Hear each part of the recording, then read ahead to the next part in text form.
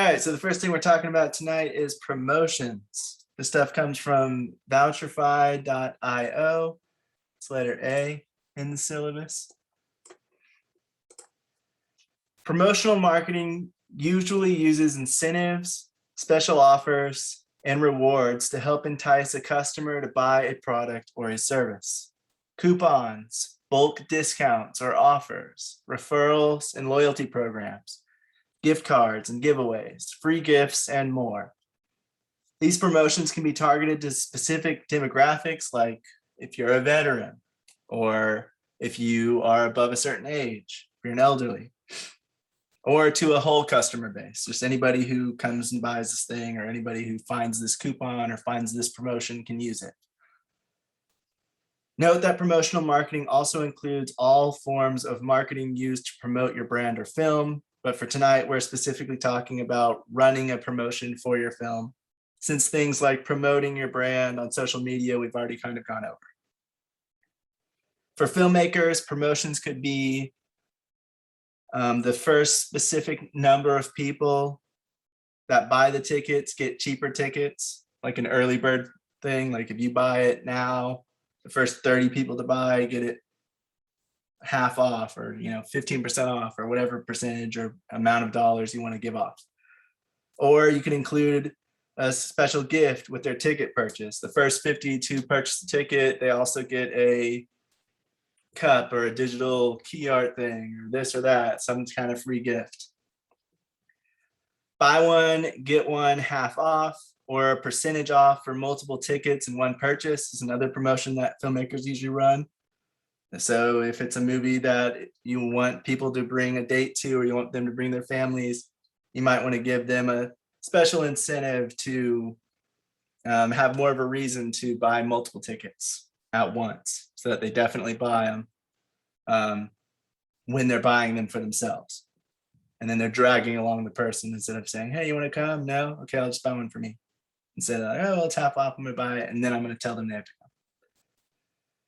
You can do a certain percentage off of a discount when buying a certain number of tickets or more at once as well. So instead of like a buy one, get one half off, it's more of a group bulk discount. If you buy 10 or more, everybody gets 10% off, or whatever, that kind of thing.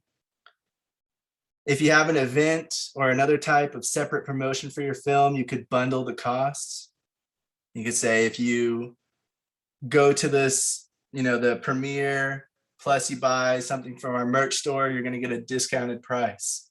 Or, if you go to this public event, you'll get the movie ticket. If you buy them at the same time, the ticket to the event and the ticket to the movie at the same time, you're going to get a cheaper price overall. Or you could run a promotion for anyone that buys a ticket. They get a dollar amount or a percentage off when they purchase merch. So instead of having to purchase it at the same time, they just get a coupon code or something like that in their email that allows them to have cheaper purchase of a ticket or merchandise later on. You can also do referrals, where if somebody gets one or more people to buy tickets, they either get money, a discount, free merchandise or gifts, or something of value. So that way they have more of a reason and incentive to go out and get their friends or their family members or whoever they know to come see the movie as well. If there's a certain number of people that buy tickets, everyone gets blank, or the specific customer number gets blank. So if we sell this many tickets, if we sell 10,000 tickets, then we'll give out this, or we'll release this type of video, or we'll do this or that. Or once we get 1,000 customers, the 1,000th customer gets it for free, or they get to do this, or they get to come to the premiere, or whatever it may be. Some kind of promotion like that. You can also do timed exclusives, like buy in the next day to receive a discount, a prize, or etc. That kind of promotion where it's timed. And then you can do like a countdown, and you can have people say like, look, you only have 3 days left to get this discount, or you only have 3 days left to do this, to get whatever this promotion is including. You can also run promotions with your cast and crew to get them more inclined to share the project and promote it themselves. We heard about one of those independent filmmakers doing that with their crew, where they were giving out, I think it was like $100 gift card to whoever sold the most tickets. And so then that way your cast and crew wants to help promote it, wants to help sell tickets more than just so people come and see their own film. It's so that they also win that prize, just an extra incentive, give them a little bit more push to further do it. You can make people aware of your different promotions with an email or newsletter, social media, your website, physical flyers and posters, and more. Promotions don't have to just be for ticket sales either. You can do promotions for your different tools of marketing. Receive percentage or a dollar amount off when you sign up for the newsletter. You know, you'll receive something if you sign up for the newsletter. If you're trying to get a bunch of people to be longtime fans and join that newsletter, you might give off an incentive or a promotion for that. So receive this percentage off or this dollar amount off of the merch store when you sign up for the newsletter, or the next thing we make, you'll get $5 off the ticket price, whatever it may be. Once we reach blank number of newsletter subscribers, we're going to do this. Again, it's sort of along the lines of the other promotion, but it's more to get people to sign up for the newsletter instead of buying tickets. So it goes hand in hand. Or like on social media, once we reach blank amount of likes on one post, or blank amount of followers or subscribers, views on one video, etc. on social media or one of our posts. So you could say like, once we reach this on Facebook or on YouTube or on this specific post, then we're going to do this thing. The promotions don't always have to be monetary either, like discounts and cashback or prizes. The promotions could be, once 100 consecutive members join LCloud MediaStudies, we'll post a video dunking Priscilla into a tub of melted ice cream. What? It could be something just like interesting like that people might want to see. Oh, I want to see Priscilla get dunked into a tub of melted ice cream. Good for you. I'm not doing it. I'm not saying we're doing that. I'm saying that could be the promotion to get more people to do whatever we're trying to get them to do. And if you're a filmmaker, you're trying to get them to become a long-term fan, or you're trying to get them to come see your film. Yeah, and anything that's entertaining. Although if you want to do something like that, like, oh, we'll see so-and-so do this, there has to be a connection to the person or something that's interesting enough to where they would be interested seeing anyone do it. But that's what I'm saying. For LCloud MediaStudies, you guys all know Priscilla, and so seeing her dunked in ice cream. Some of you like me, some of you might not. You know. There you go. Either way you get entertained. But if it's for your film, you should probably try to connect it to the film in some way or form. And if it's for your production company, then you want to connect it to your type of content, your type of company in some way.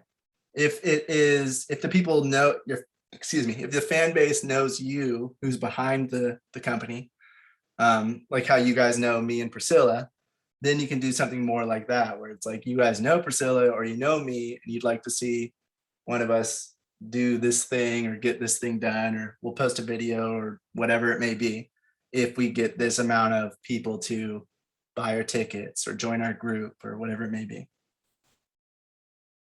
They said it was a nice way for me to see if you were listening.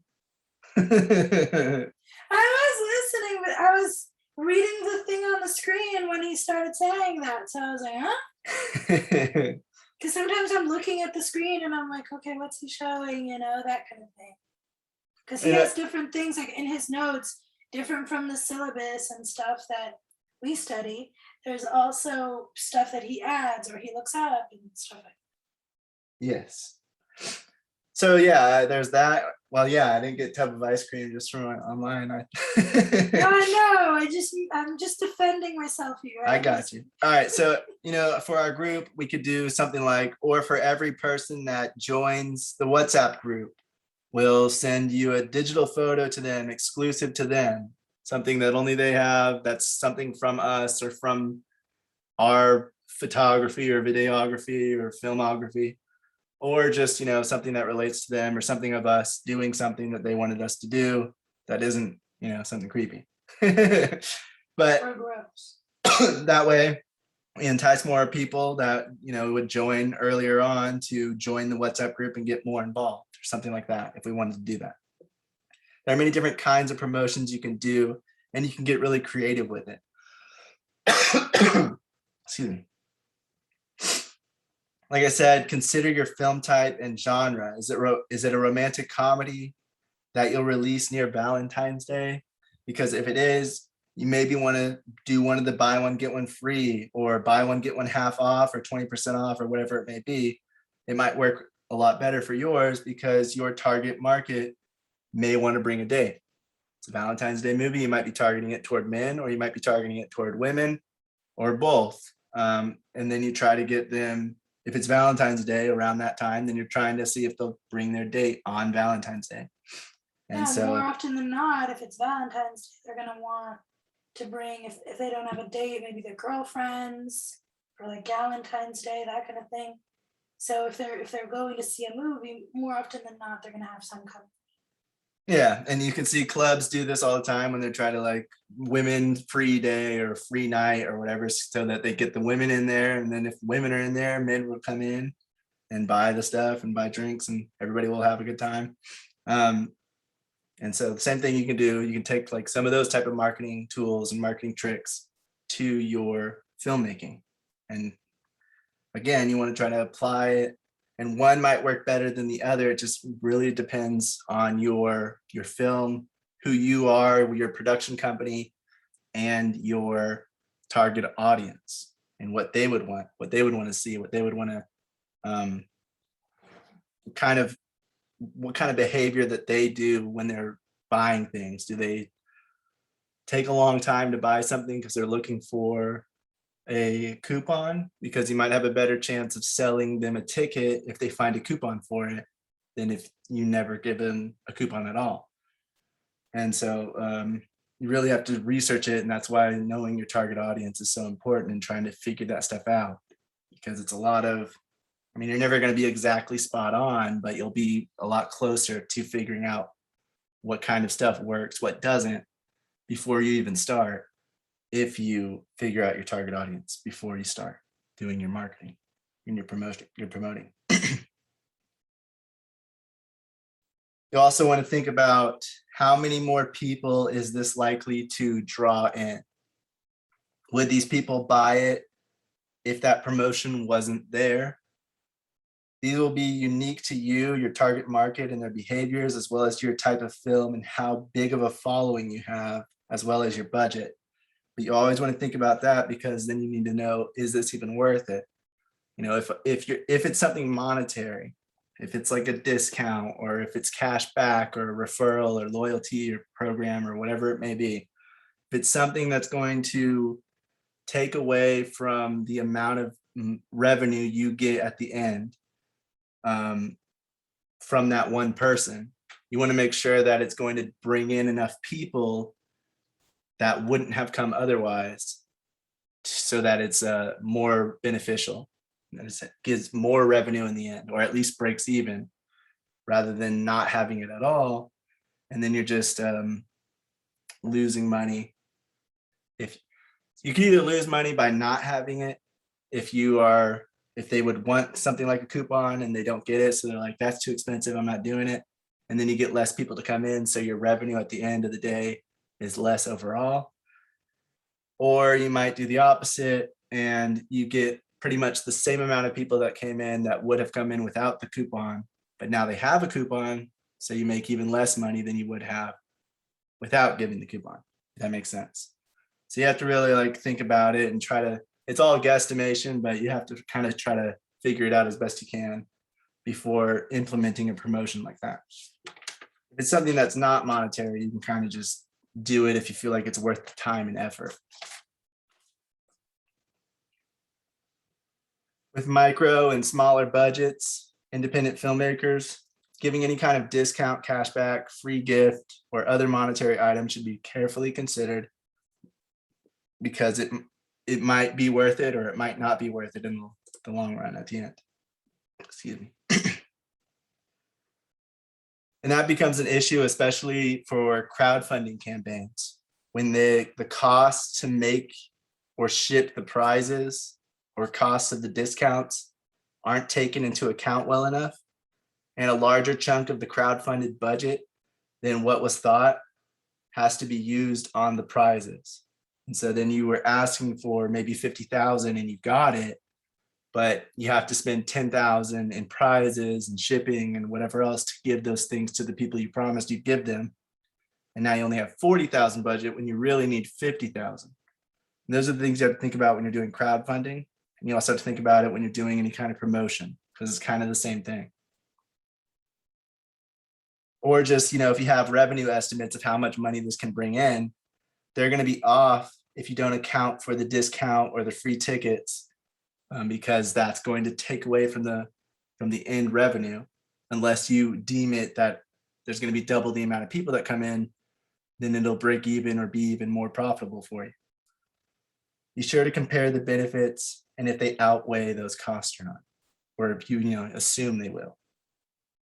And of course, be creative. Promotions don't have to cost, and they can still be interesting, intriguing, and fun. And you can do something just that's based only online. You can do something that is just a video of behind the scenes, or if you're a filmmaker, you can say, hey, I'll take your idea into account for the next movie or whatever it may be.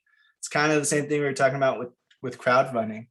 When you have a fan base and you're giving them some kind of promotion that is trying to drive ticket sales or trying to drive a community to showing you your fan base, then you want to think of it like crowdfunding, where you can think of how can I include them in this process so that it's a creative process for everybody and not just me selling to them.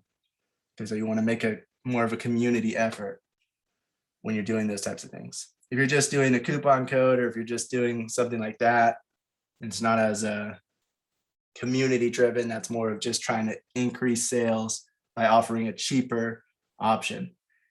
But other than that, you really want to carefully consider how you're doing it, what you're doing, and the cost to benefit ratio. Does anybody have any questions, comments, or anything to add about promotions for film? And has anybody seen any that they thought that were really good and worked well?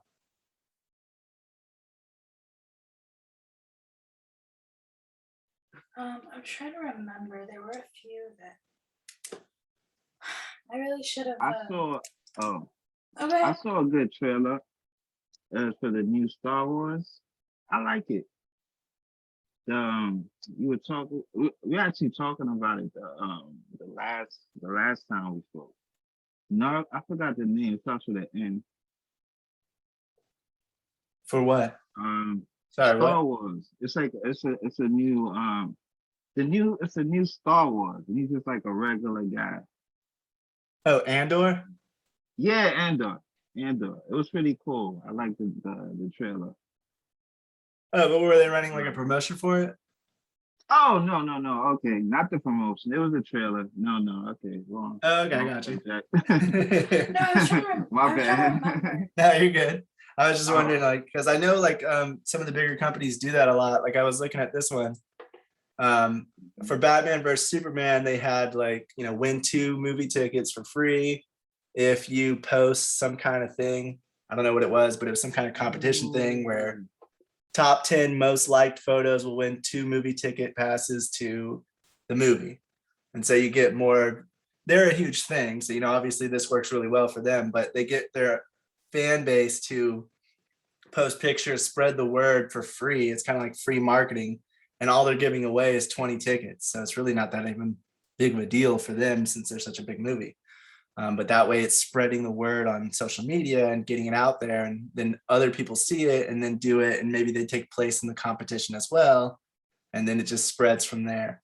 So a lot of bigger films can do a bunch of those kinds of ones. For small independent budgets, you might want to not give away free tickets because you're not going to have as many people coming. But there's definitely things you can do similar to that and try to figure out a way to utilize your fan base or utilize your target audience to kind of do the same thing without spending too much or giving away too much for free, since you probably won't receive as much in return like a giant AAA budget movie. I was gonna say, like, a lot of the promotional things that are happening right now, companies are trying to get the audience to kind of do it, not do it for them, but kind of, all right, we're going to get the ball rolling, try to make it feel as organic as possible, and not feel like it's a studio setting it up.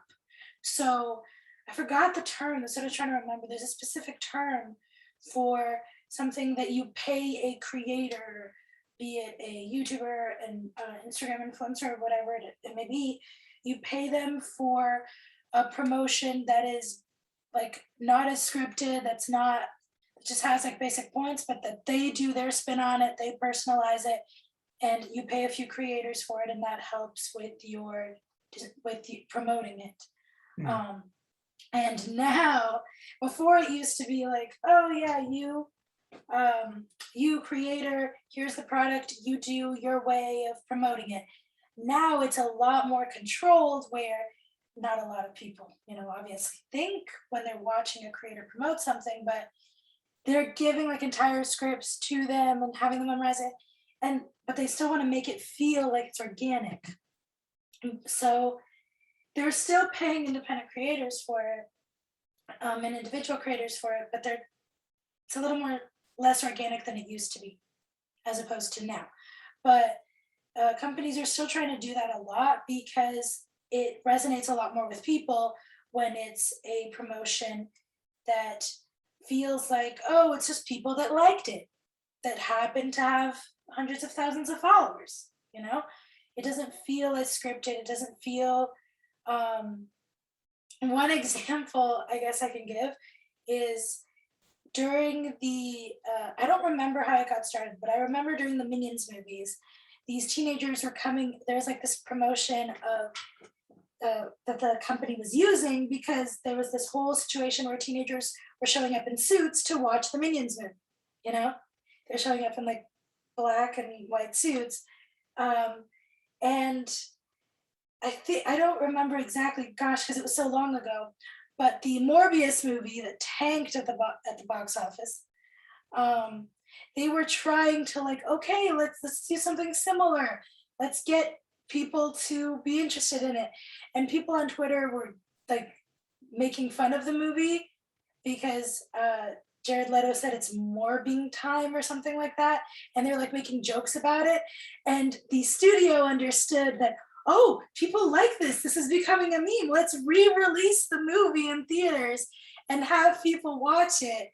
And they completely misunderstood the situation. They thought it was going to become like this whole cult classic thing, when really no one watched it. And they were like, we were making fun of it. So it can backfire too. But companies, when they see that there is like a little bit of buzz on social media, on Twitter, of people talking about this movie, they will try to capitalize on that as much as possible and see, okay, this is what people are saying about it on social media. How can we create a promotion behind it? How can we create something fun that will expand on that little tiny meme and make more people aware of it? So sometimes they will have people in these companies that are in charge. Their whole job is just follow social media, see what people are talking about, see what people are saying about the movie, and use that data to come up with ideas for promotions and different ways of getting the movie out there. Mm-hmm. Because those big campaigns, they still work, but they don't resonate with people anymore as much as they used to, like the big giant, what do you call it? I forgot the name. Billboard. Yeah, billboard. The big giant billboards and the commercials, like that alone isn't doing it anymore. You need something unique now with social media and people's short attention spans. You need something more dynamic, something different, and something that feels like it's coming from the average person, or a person that you follow that might not be average, but you still see them more as a real person and relatable than a huge giant corporation. You need publicity stunts or bots, should I Right. say? I know. Wrestling does it a lot. Like if you've ever been to one of those shows, either Raw, SmackDown, or one of the wrestling shows, they'll specifically have people in the crowd that are supposed to quote unquote get people amped, and like Oh, the fireworks. you'll just be sitting there, and then somebody will just randomly stand up and start screaming, yeah, da, da, da, and we be like, what is going on? Like, I mean, like people will be, calm. Like, but if you ever watch the show, like, just watch it. Like, and the crowd just starts cheering for no reason. And you're like, why are they getting so amped? It's because, like, Vince pays Pete. There's like a group he has that he'll sprinkle in the audience and the crowd, and they're just there just to get people. They do it in clubs too. They do it in nightclubs. Like I remember when I was in my 20s bouncing around from clubs and stuff. I saw one. So I went to this one club, and there was this one guy, and he stood out like a sore thumb because he was dancing so funny. And I was looking at him, I was like, dude, this dude is kind of whack. But he was just like enjoying it, like just enjoying life. And nobody was really on the floor, dance floor dancing, but he was. And then like as soon as he gets out there, people started getting on the floor and dancing and stuff like that, right? So I left the club about like, I was in there for a while. I left, went to another club, saw the same dude doing the same thing. And that's what I was like, oh, and I asked him, I was like, dude, what are you, what's going on? What's the deal? He's like, oh no, this is the gimmick. Like they pay me to go to, certain clubs pay me to go there to get everybody, active. People are more likely to join in when they see someone else doing something. That's why they have like comedians do the same thing. They have people laugh at jokes, trying to get the crowd to laugh with them, just because if it's not going well, they're like, ha ha. But yeah, I'm always looking at that person like, what do you think is funny?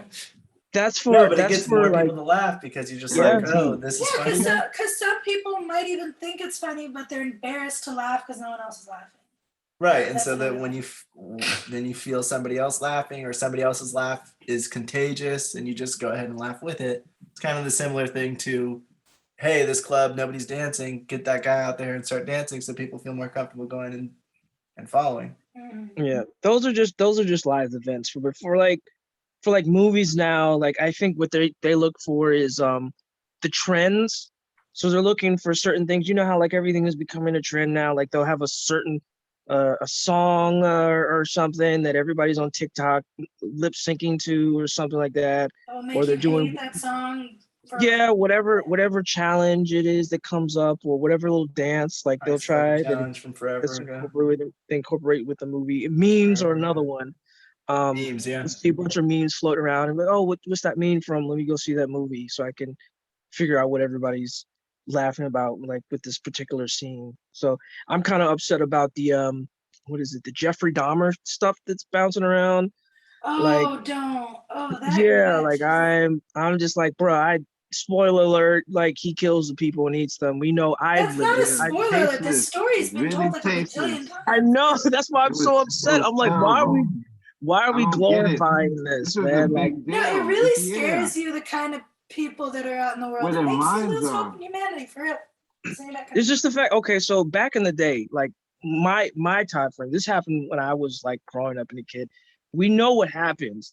And I just watched the interview, his last interview he did, and I was like on 2020, and I was like, they just glamorized the serial killer. Fast forward to now, we're doing it all over again, and now we have all these memes.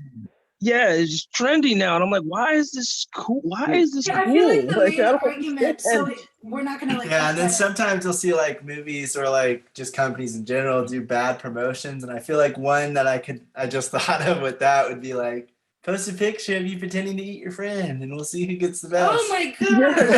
I mean, it'd be like one of those things they're trying to do, like a promotion, but they are so out of time. It goes so bad and so wrong. And like, what because of what they're doing the subject matter on. So that's why it's so important to know. I remember the film. That movie about Ted Bundy that they used Zac Efron. Gosh, I remember that the studio, when they were making the trailers, they kept focusing in on how handsome Zac Efron was, and I was like, what are you doing? Like, yes, this is a movie told, like, it's based off the book of his ex-girlfriend and how shocked she was that he was a real person. And yes, we can't deny that these people are real people, and otherwise it would have been easier to catch them, obviously. But the way that some of these companies promote it, it is absolutely disgusting. And I'm just like, how on earth, how out of touch, these are people's real lives. Like, for goodness sake, like back then they can say like, oh, it was for research so we could understand it and so people could know more about this. There is no excuse now. There is no excuse now. The story's been told to death. I think it's propaganda. Number one is to desensitize people. Because it just makes no sense for you to be teasing. Because even the music is like that. Like somebody passes away, they're mocking. It's just like, doesn't make sense. They're mocking a person who passed away. And it's like a trend. It's the victims it's so disrespectful. So companies are very out of touch, and they're like, oh, well, this will get the most views, and they forget that there's, I think. I mean, sometimes, honestly, sometimes hate can spread faster than love. Yeah. And so that means that they could just be like, oh, we're going to go watch this so we can hate on it. But with a topic this sensitive. No, I know. I'm saying you need to know your subject matter, you need to know the genre and everything. I'm just saying that And a marketing people don't know their technique now history. is that they see that Hate watching. hate watching or just like, whatever, hopping on that bandwagon and hating on it and commenting is actually spreading it out farther for people to know it. The amount of people more than just if people are promoting it themselves. It's like, oh, this movie's really good. No, this weekend I was talking to a couple friends of mine, and they were like, oh, this series, like, I've heard so many things bad about it, and I know that the family denounced it and said they don't want it, but everyone is talking about it so much that I'm curious. Like, part of me wants to watch it because I have to see how bad it is. Yeah, like, it's either I need to see if this is really as bad as people say, or how bad it is, or like, what's the big what's everyone talking about? Like that, if nothing else, it makes you curious. It doesn't make me. It doesn't make me curious. No, I'm not talking about like. I get what you're saying, Priscilla, but for me, it's because I study people in general, and as a filmmaker, you kind of have to ask yourself the question, what do people want? And this is the answer. Like, people want that. People want. It's a fact that people are fascinated with violence and we go and we point fingers about, oh, video games are to blame for this and this, that, and the other. When in fact, video games and movies are just recreating what's actually happening. The whole Jeffrey Dahmer series is based on true events, and it's succeeding. So, like, it's just the mind theory that this is like human nature. As much as we like to consider ourselves human beings and morale, subliminally, we are sick individuals. The way that I like to, true. So the way that I interpret it, and we will move on because we don't want to keep on the subject too long. But the way that I interpret it is, I feel like us as humans, like we are very interested in things we can't explain. And when we look at people that are supposed to be normal and no one saw coming, or that, oh, this is a person like me and they're capable of that, does that mean I'm capable of that too? Or does that mean that so-and-so, like my mother, my father, my best friend, is capable of that too?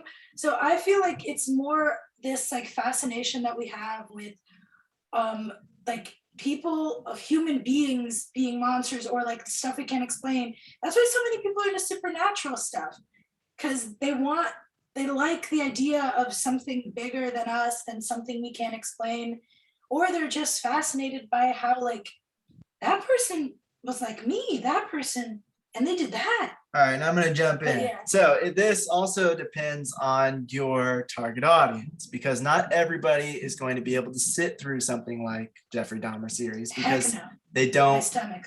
Yeah, exactly. They just can't get through it. They don't like that kind of content. They don't want to support it, whatever the case may be. There's plenty of people out there that aren't watching it, as well as plenty of people that are, because they found an audience. So when you're doing a promotion, you just want to make sure that you know who your target audience is and what they want. Do they want something kind of dark and like some dark humor kind of promotion thing? Like I said, like maybe that would work for some people with the whole like, go post a picture with your friend or with your mom or whatever, and you taking a bite out of their hand, Oh or my God, please. you edit a chomp out of their skin, and we'll pick our best ones. Oh my gosh, there was an based actual on the most liked. There was an actual challenge on TikTok, the mugshot challenge, where people were actually like putting on bruised makeup and makeup of like to make it look like they were bruised and battered and stuff. Was that connected to anything, or was it just Gosh, I don't remember how it started, but I remember it was like this whole thing, and people were saying how gross and disrespectful it was because it was. But it wasn't to promote anything. That's what I'm Oh, saying, makeup. right? Some people were promoting makeup for it, like costume makeup or like different creators and stuff like that. Right, but I'm saying like, was a specific company or brand? The people that were using brands, they were using it to promote themselves to get more viewers. That's not the same. So that is latching on to another current thing, like Brian was saying, oh, this is popular, and then the film latches onto it and goes, okay. So there was this ice bucket challenge that happened like, I don't know, years ago, I think now, but I just remember it got all over the internet. Everybody was doing it. I don't even know what it was for. That was the last time Coda, it was for charity, and that was the last time Coda ever paid attention to a meme in his life. No, I mean, that wasn't a meme, was it? Oh, sorry, not a meme, a viral challenge. It's basically just like TikTok video type stuff, like really short form content of people just showing like, look, we're gonna do this thing. And I'm just bringing it up because I remember everybody was doing it, to the point where like my family and like my family's friends and everybody was doing that. And then that Tide Pod challenge went around for. Oh gosh. But the ice bucket challenge, growth. I don't think that was a promotion for anything. But if it It was was for charity. It was, oh, okay. Yeah. Well, let's say it was for a film. If a film did it, then obviously, they'd be very successful with their marketing because that went everywhere. And so it could connect to something. Maybe it was about something to do with ice, or something to do with water, or something to do with whatever, pranking your friend. I'm trying to remember. There were a few new TikTok challenges about certain movies that were coming out. I blanked. What I'm saying is, if the company started it, that's one thing. That's them starting the promotion. It would be different if, say, a film came out a year later and then went, hey, let's do that ice bucket challenge thing that everybody's doing, or everybody was doing usually. There's also try to latch onto it. And it doesn't usually work. Yeah, it usually doesn't work because they're either too late, or it's just like, ooh, this is cringy. Or it's also, like I said, where they will pay an influencer to make it feel like they're starting a challenge, or multiple influencers to make it feel like they're starting a challenge, like organically, when really they're paying them to promote it. Right. And it's more, and like, so if it's a company or a brand, a film or a film company, in this instance, because we're talking about films, starting it, and it gets successful and spreads everywhere, that's really great for promotion.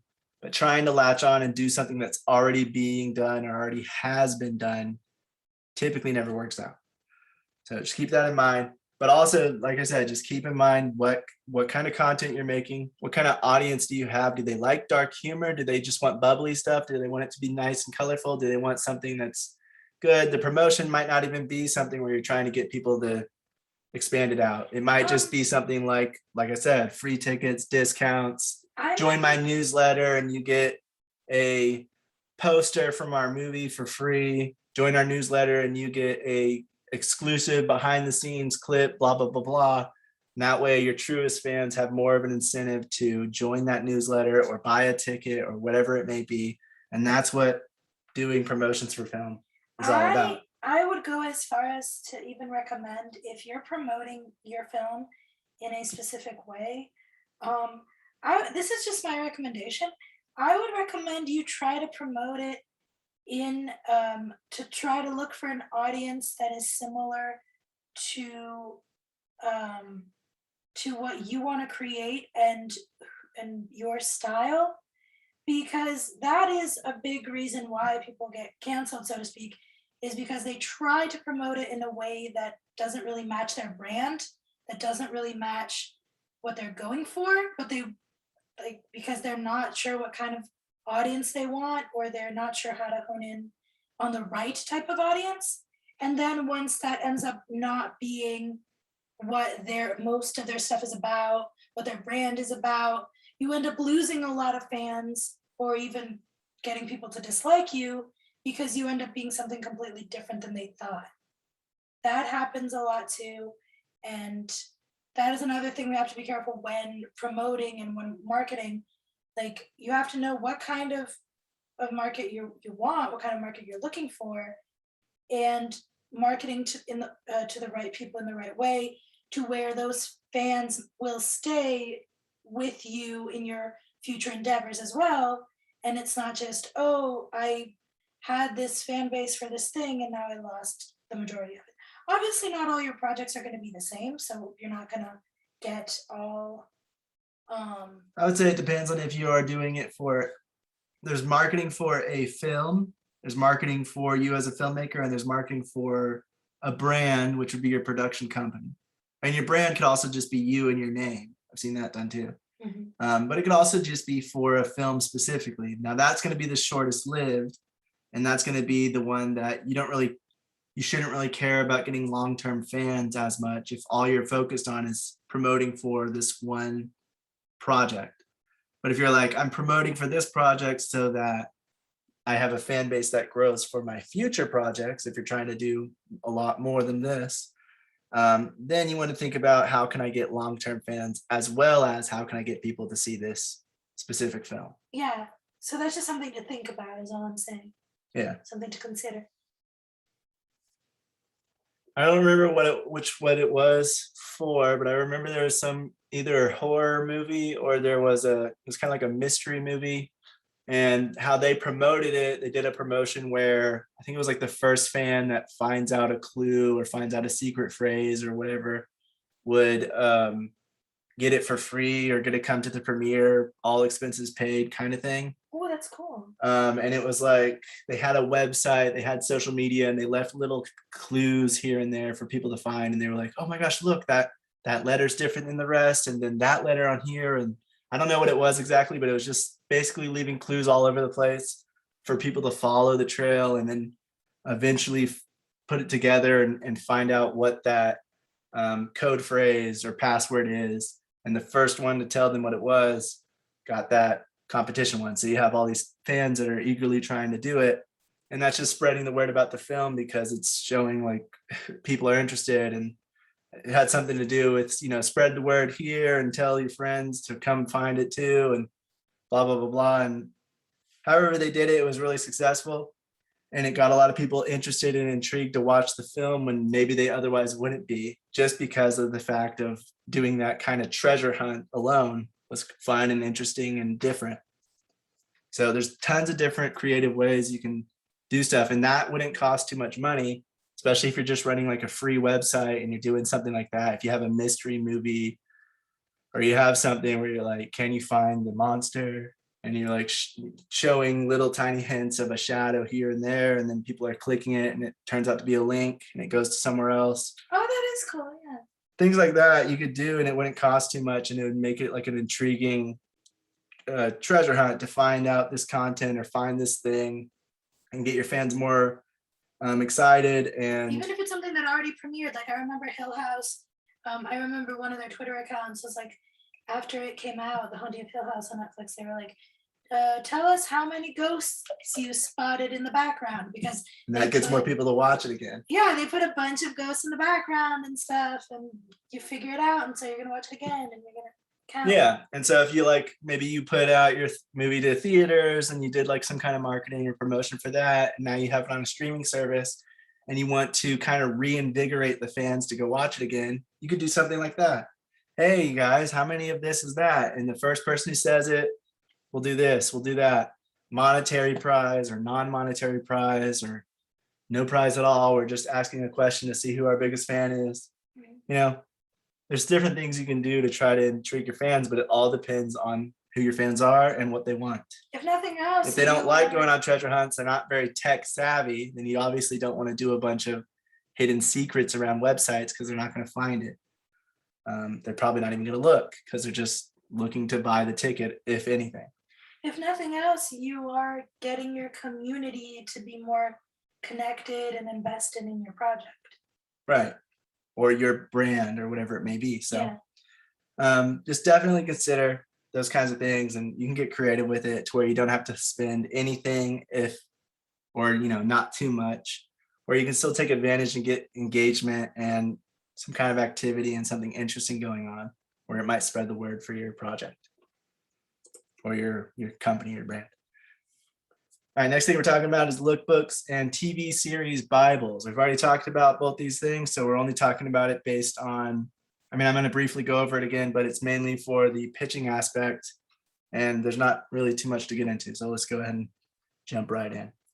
Since we've already gone over lookbooks and show Bibles, this is going to be brief, mainly just a quick refresher. TV series Bibles or show Bibles are documents mainly used for pitching, but they can also be used during production for a TV series to help keep track of what's happened in each season and what's happened in what kind of decisions have been made so that they can keep continuity later. But for the most part, the main use case is for pitching. The stuff comes from industrialscripts.com. It's letter J in the syllabus. Excuse me.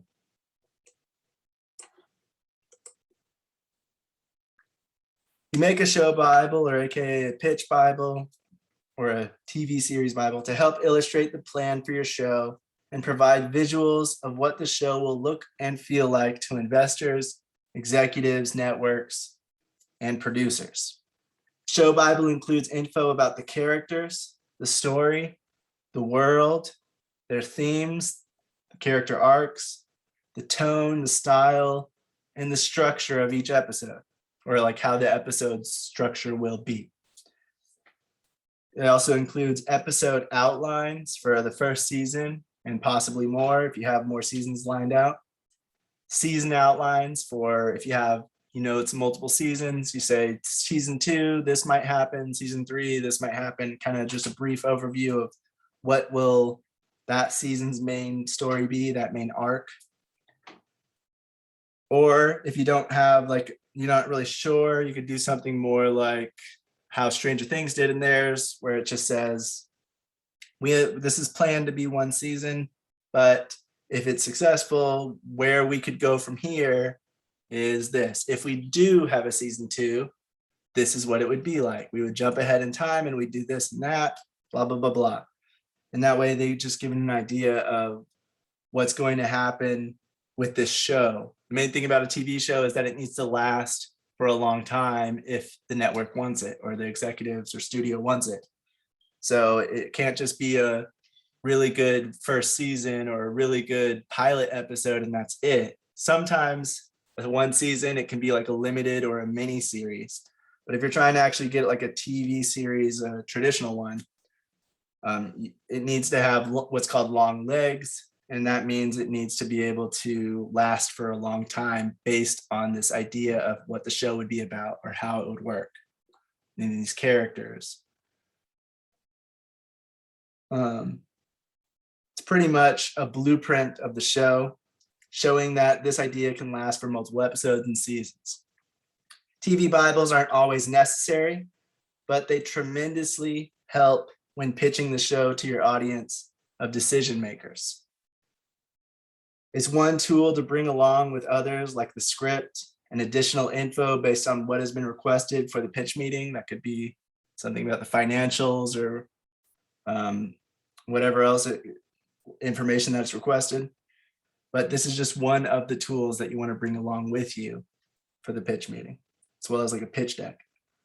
It will normally include the title and the author, the log line and the introduction, the structure, tone and style, themes, story world, characters, story of the first season, and the breakdown of each episode within the first season, or at least like a general summary of what each episode will be about.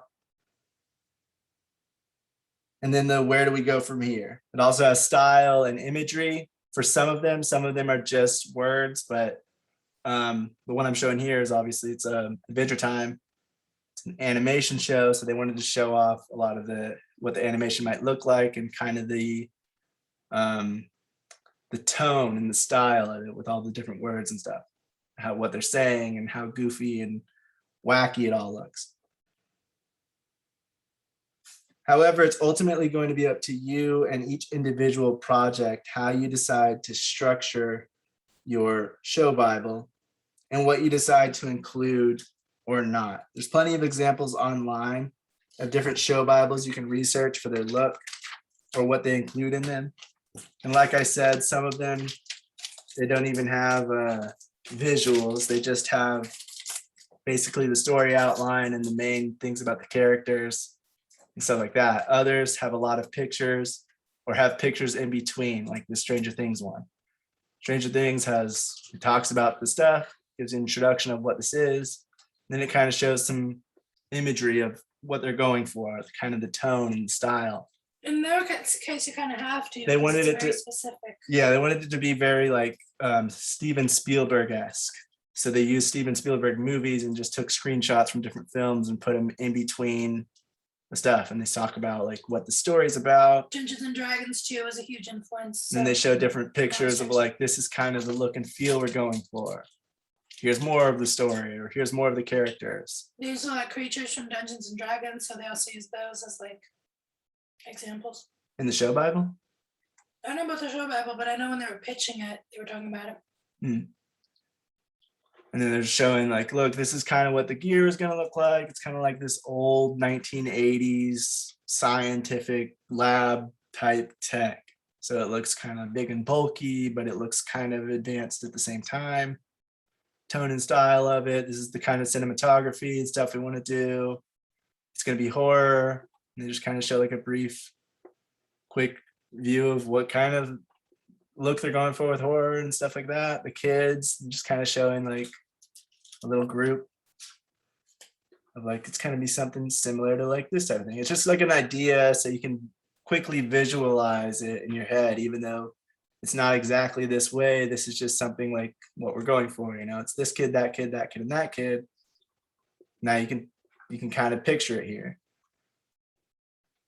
And then 11, you know, it's the outsider. This is the person that's kind of like, they say it's kind of like E.T., you know, it's the one who stands out. It's the one, the fish out of water, the one who doesn't belong. And, you know, obviously they use E.T. because Steven Spielberg. And then they're showing like a little girl and like being tested on and whatever else. So you kind of get the idea. Teenagers, and then they show like the 1980s teenager stuff, the adults.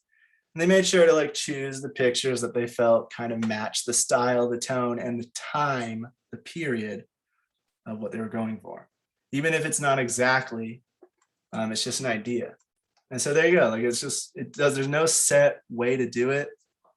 The way Adventure Time did it, you know, they did it, every single page has mostly picture with a little bit of giant wording and stuff like that. You're also, unless you're drawing it, and when you're trying to create concepts, you might not find exactly what you're going for. So just like in that exercise that we did last semester, or 2 semesters ago, I've lost track at this point.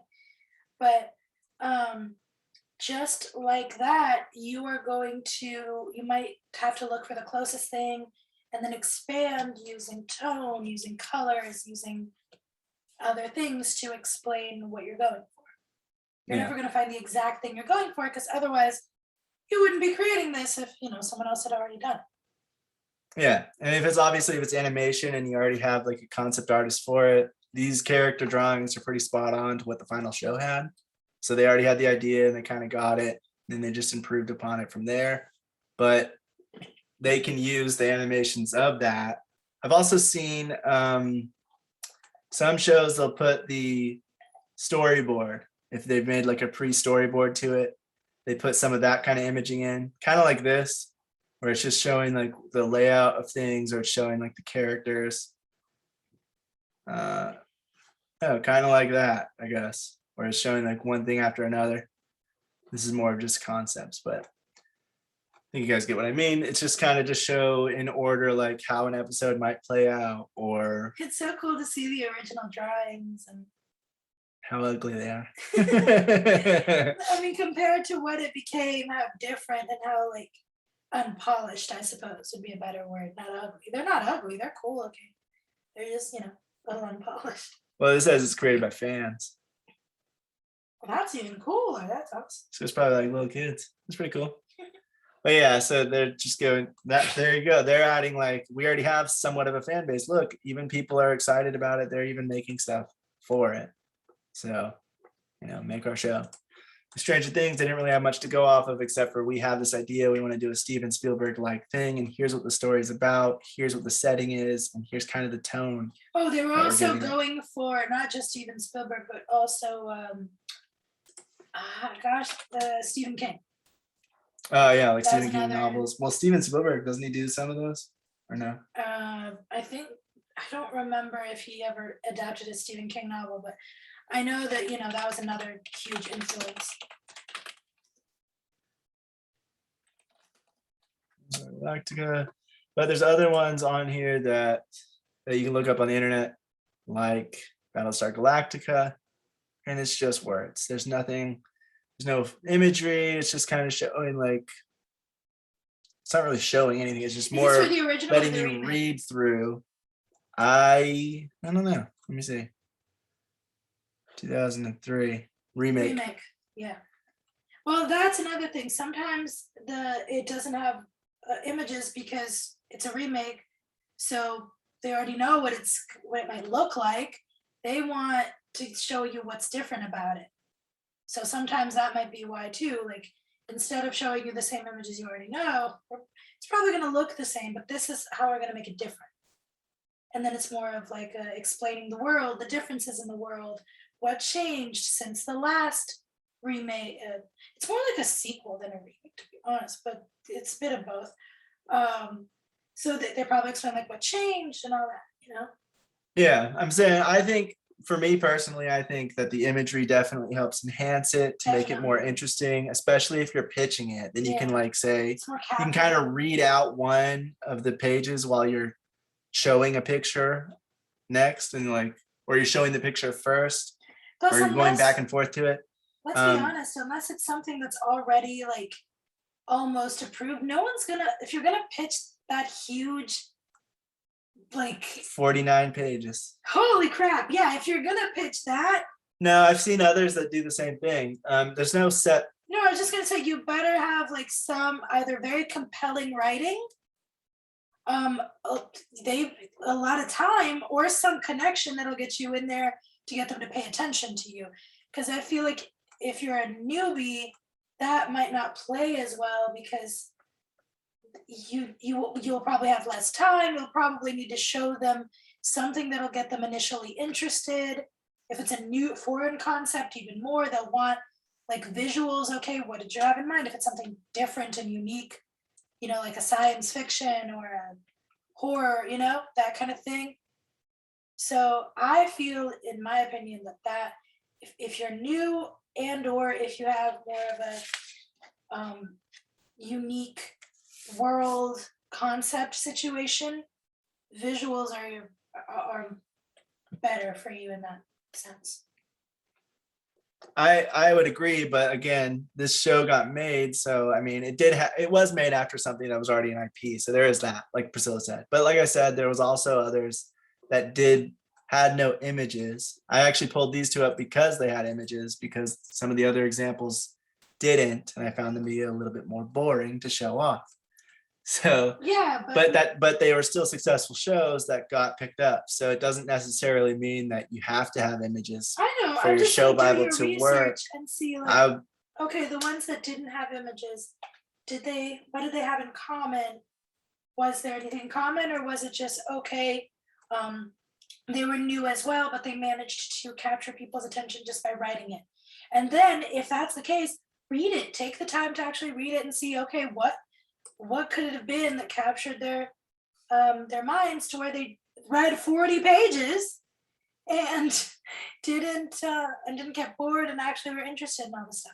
So that's part of research too. Like, look at the pitches that were successful and try to find a common denominator. Yeah. And just figure out like how your show would align with this, and while you're pitching it, again, this is just a tool for it. So what could have happened, not saying this did, but they could have had a lookbook, or they could have had some other tool of pitching that they used along with the TV series Bible. Yeah, that's why it's good to research. And so they're just kind of reading through this, in an exciting tone, reading through it while showing the pictures or showing the images to the people in the pitch meeting. So just because this specific thing doesn't have images doesn't mean they didn't use them at all. And not saying they did, they might not have, but I am saying that they could have used images in another form of that we've gone over, like lookbooks or a pitch deck. Even though for a TV series, the show Bible is usually used in place of a pitch deck. But that's why. But That's why I say always do your research and find common denominators, because that you might think, oh, well, they managed to do it just on this writing, but then you do some more research and you're like, oh, it's because the writing was super compelling. They had something that caught their eye, or because they also had a lookbook besides, or they had like a I forgot the name of the slideshow that we were learning about a few weeks ago. that was the pitch deck. Pitch deck, thank you. Terrible with names. The pitch deck. But like I said, a lookbook is kind of, not lookbook. The TV series Bible is kind of the pitch deck for the TV show. Yeah, but I'm just saying, like, Pitch maybe deck is they more had for something film, else. That's which is where kind you of the look same it thing. up and you see what was successful in the past. What can I do? Right. And you might not be able to find the information, but you can still kind of try to find some conclusion or make some assumptions based on different things. Yeah. But what this did well is it explained what the show was going to be like with the Cylons. If anyone's ever watched the remake Battlestar Galactica, we will not be featuring a Cylon attack every week, but we should always feel as if an attack is imminent. The possibility of a Cylon attack should hang over our characters throughout the run of the series. And that does happen in the show. And they're mentioning that because that's about budget. And it's also just about the feeling that everybody has and the feeling of the show. There should feel like there could be an attack at any moment. That's what we want it to feel like, even though there won't be. And so they go through and they explain the characters. They explain what the multi-episode arcs, some cases, there's going to be some that just have one episode arcs. There's going to be standalone arcs, series arcs, and multi-episode arcs. So they're going over all the different kinds of arcs that are going to happen in the show, and they explain what the show's going to be like, the tone, and the characters. So they're giving a ton of information out so that anybody who's reading it, or if they're going over it in a pitch meeting, whoever's listening can get a better sense of what this is going to be like. That's TV series Bibles. Again, it's just a tool. You want to make sure that if you're pitching a TV show, you pretty much need one, but it doesn't have to be any specific way. Make it match you, make it match your film, not your film, your TV show, the content, the genre, more than anything else. And get creative with it. And above all, just make sure it makes sense, it's clear, and that it's going to be easy for you to go through while you're pitching it to them, if you're going to bring it. With a lookbook, the stuff comes from nofilmschool.com. It's letter Q in the syllabus. Now, lookbooks are used in film and TV as carefully crafted assemblies of images that illustrate a creative vision. It makes it easier to understand a project's intended execution. It has a narrative flow starting from the beginning of the film or episode and going to the end, showing photos of important ideas, styles, compositions, locations, or more to show a project's look and feel. It could also show kind of a picture of what this kind of story world is going to be like, maybe a little bit on the bios of who the people working on it are, like the directors and the producers, as well as who these characters are and what they could potentially look like or what we're kind of going for, just to give a visual representation along with some text to read through about these different elements. You look at this one, you can see it. They did the director, and they give a bio about the director, the story world and what that's like. Symbolism, what kind of symbolism there might be, the characters. Here's the characters and kind of like what they look like and who they are in relation to each other. And then the characters continue. It's quite a few characters, but they're going over everyone in the show and how they relate to each other and who would play them. Now that could be who they think would be a good fit for them, or it could be who actually signed on. I would say if you're bringing this to a pitch meeting, make sure that the people are actually signed on. Otherwise, don't use them, because you don't want to bring Ashton Kutcher and then they're like, "Oh, you have Ashton Kutcher?" And you're like, "No, but that's who I think could play." It's like, ooh. So you don't. I don't know. I mean, it might work, but I don't think you should do that. So I think if you have, I feel like you can play that card when you're a big director that knows Ashton Kutcher, or that would have the budget to get him. Yeah. Maybe you can play that card if you're one of those, but if you're like a down here, like small newbie independent, maybe not. Right. Unless he's your cousin or something, but yeah. And they go over the team, they go over the costumes, like what the kind of costumes might look like in this show, and the kind of the visual representation, color palette, what kind of main colors are we going to use, and how poppy and how vibrant are they going to be, or how dull and faded are they going to look. Director of photography notes, storyboards, just give a visual representation of like how a scene or how a moment might play out and what it looks like. And that's it for that one. And then we have this other one. They show kind of they say it's a 1980s style horror film about imaginative kids, scary basements, and creepy monsters. So it's kids thinking about monsters and getting afraid of it. And they're kind of showing what they think the boy, the young character, might look like, giving some visual representation to the monster, and then the mom, the upstairs. And this one is a lot less word heavy. It has more images than it has text about what these images are. And that can be good or bad. It just depends on what your content is and who you're pitching it to, or how you're pitching it. Mainly it's about your content and how it works. But there's not really a right or wrong way. It's just kind of going through the setting, maybe the characters. And then I've seen plenty of them that do, they actually go through the film, or they go through an episode of the show or something, showing some key elements, like this is the place that they live, and this is where they go to school. This is what the bullies kind of like. And they show like images to correlate to those kinds of things. And here's the kind of composition we're thinking we're going to go with the cameras and blah, blah, blah, blah, just to give some visual representation to these ideas. So they're a lot easier for people to look at and be like, I get what you're going for because you're showing me. Now I see, oh, that's what you're going for. Is that chick from John? I'm not sure. I'm just sorry, I was talking about. But it does have that narrative flow, typically, and that could just be the discussing about who's in it, who's working on it, and then like who the characters are and what the style is like. Or it could be the narrative flow of an actual episode, like the composition, the locations, the style, any important ideas, and stuff like that. Lookbooks are used as pitching tools to help give a visualization of the idea to the executives or investors.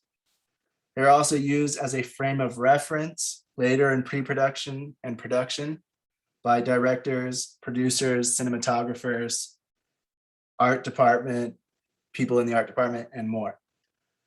Again, there's no set requirements, just like with TV Bibles. And it will ultimately be up to you and the individual project, what info you put in or what info you keep out, and how to format it But lookbooks normally go in order of the project without jumping around in structure. It can also include a director's statement, the plot, characters, cinematography, color, lighting styles, locations, visual effects or visual effects ideas, the kind of style of editing, and or more. There are examples online, just like there are with the show Bibles. So if you want to do some research, you can look up plenty of them online. I have found less lookbooks than I can find with show Bibles, but I can still find some. You just have to look through a few different sites, Google Images and stuff like that, to find links to find them. But lookbooks are one of the pitching tools you can utilize while in a pitch meeting for film or TV to give a visual representation while you're going over the pitch. And it can also help keep you structured in your pitch by doing kind of like a presentation slide show. Just going from slide to slide and being like, and this is that, blah, blah, blah, blah, talking about it a little bit and moving on really quickly. But other than that, does anyone have anything, questions, comments? Anything else about show Bibles or lookbooks for pitching? I've already kind of gone over creating them. I do. I do. Yeah, go ahead. So when would be like a situation where you would need a lookbook? You want a lookbook whenever you are trying to pitch the show to investors, whenever you're having like a pitch meeting with investors or distributors or with executives for studios and stuff like that, if you're trying to get it made by them. But as we mentioned in that exercise we did, it's always good to work on it if you can, just so, because it helps you, even like earlier, it helps you come up with ideas. It helps you be better at explaining it to other people. If you're working on it with a costume designer or with a production designer or whatever, it helps you give them a better idea. So it's always good to work on it before you pitch it as well. But yeah, it's preferably like have it ready when you're about to, obviously have it ready when you're about to. Have it on. Okay, Yeah. have it on. It's kind of like we were talking about with the mood boards, you know, like when you make that, you start to really visualize it and see if there's any problems there. The same thing can happen with a lookbook, because you'll start to see the structure of this doesn't make sense, or, oh, these images I have, the images I'm thinking of, they don't really match what I'm going for, you know, that kind of thing. But reference. Yeah, it can give you some more ideas of how to better frame it, better do the lighting or the colors or something to make it make more sense and streamline the process a bit more, as well as use as a pitching tool. Okay, I see. Yeah, no problem. And then a show Bible you would need if you're doing a TV show pitch. You pretty much, you always want to have that. Right. Okay. Again, it's not essential, but it definitely like tremendously helps. More you have. Right. And it's just like, I think it's getting more and more common, so that it's more and more just kind of expected whenever you go to one of those pitch meetings. Especially the higher up you go and the more money you're trying to get, or the higher, bigger the company is that you're trying to pitch to, the more of this kind of stuff you're going to need to have figured out before you go to the pitch meeting. Oh, okay. Makes sense. All right, moving on from that, we are talking about keywords and SEO, which stands for search engine optimization. This stuff comes from Yoast. It's letter A in the syllabus. The video is what are keywords? SEO for beginners training. Keywords are words that describe the content on a page best, or what best illustrates what else is going to be found in this page of text, for like a blog or a question somewhere. That's the main thing that is the key to the whole post or the whole paragraph or the whole article or whatever it may be. If people search that keyword or phrase, they should be able to find your website or your blog or your post based on that specific wording that they are looking up, matching what is on your page. Keywords consist of multiple words or phrases. The more keywords that match the person's search query, the more likely your page will appear first in the search results. When writing a blog or a page, if all the words appear only once, then they all will have equal value to the search engines like Google. But if all the words only appear once, except for new indie film, which appears 5 times throughout the article, if people search new indie film, your page is more likely to come up as search engines see that your page matches the search query multiple times and is probably what the page is about, since it's the only wording that is used over and over again. Everything else is only used once. So you definitely, when you're doing keywords, you want to have them kind of in your page multiple times, not right in a row, but just throughout. That way it'll better match to the search that somebody's doing. If you're actually writing a genuine article, you're going to be writing it about something. It's going to be specifically about something. And so like this, if I'm doing a Reddit post that's about keywords and SEO, then I'm going to be writing the word keywords a lot because I'm explaining it and writing it out over and over again. If I was just doing text in my notes, I have a bunch of things that just say keywords over and over again. So if it was the same thing, but it was on like a blog page I did, when somebody looks up keywords on Google or Bing or another search engine, because I have keywords in my thing a few times, my page is a little bit more likely to pop up whenever they're doing their search. However, keywords is a very common word, so it would have a lot of competition with other sites and other things that talk about keywords. And that would make mine have more competition, which means I would either appear higher or lower, depending on several different factors, which we'll get into in just a little bit. But the point is, whatever you're writing about, if you're genuinely writing an article, the thing you're writing about, you're probably going to mention it a few times throughout, and that's what the keyword will be. And the keyword could be a phrase, or it could be a few different words, or it could be just one word, but it typically is a few words back to back. Kind of like instead of kids' bikes, it's bicycles for kids. And you say that a few times over and over in your thing, and then Google knows what that is. And so if somebody looks up bicycles for kids, your thing might pop up. The same thing goes for social media posts and video content and titles.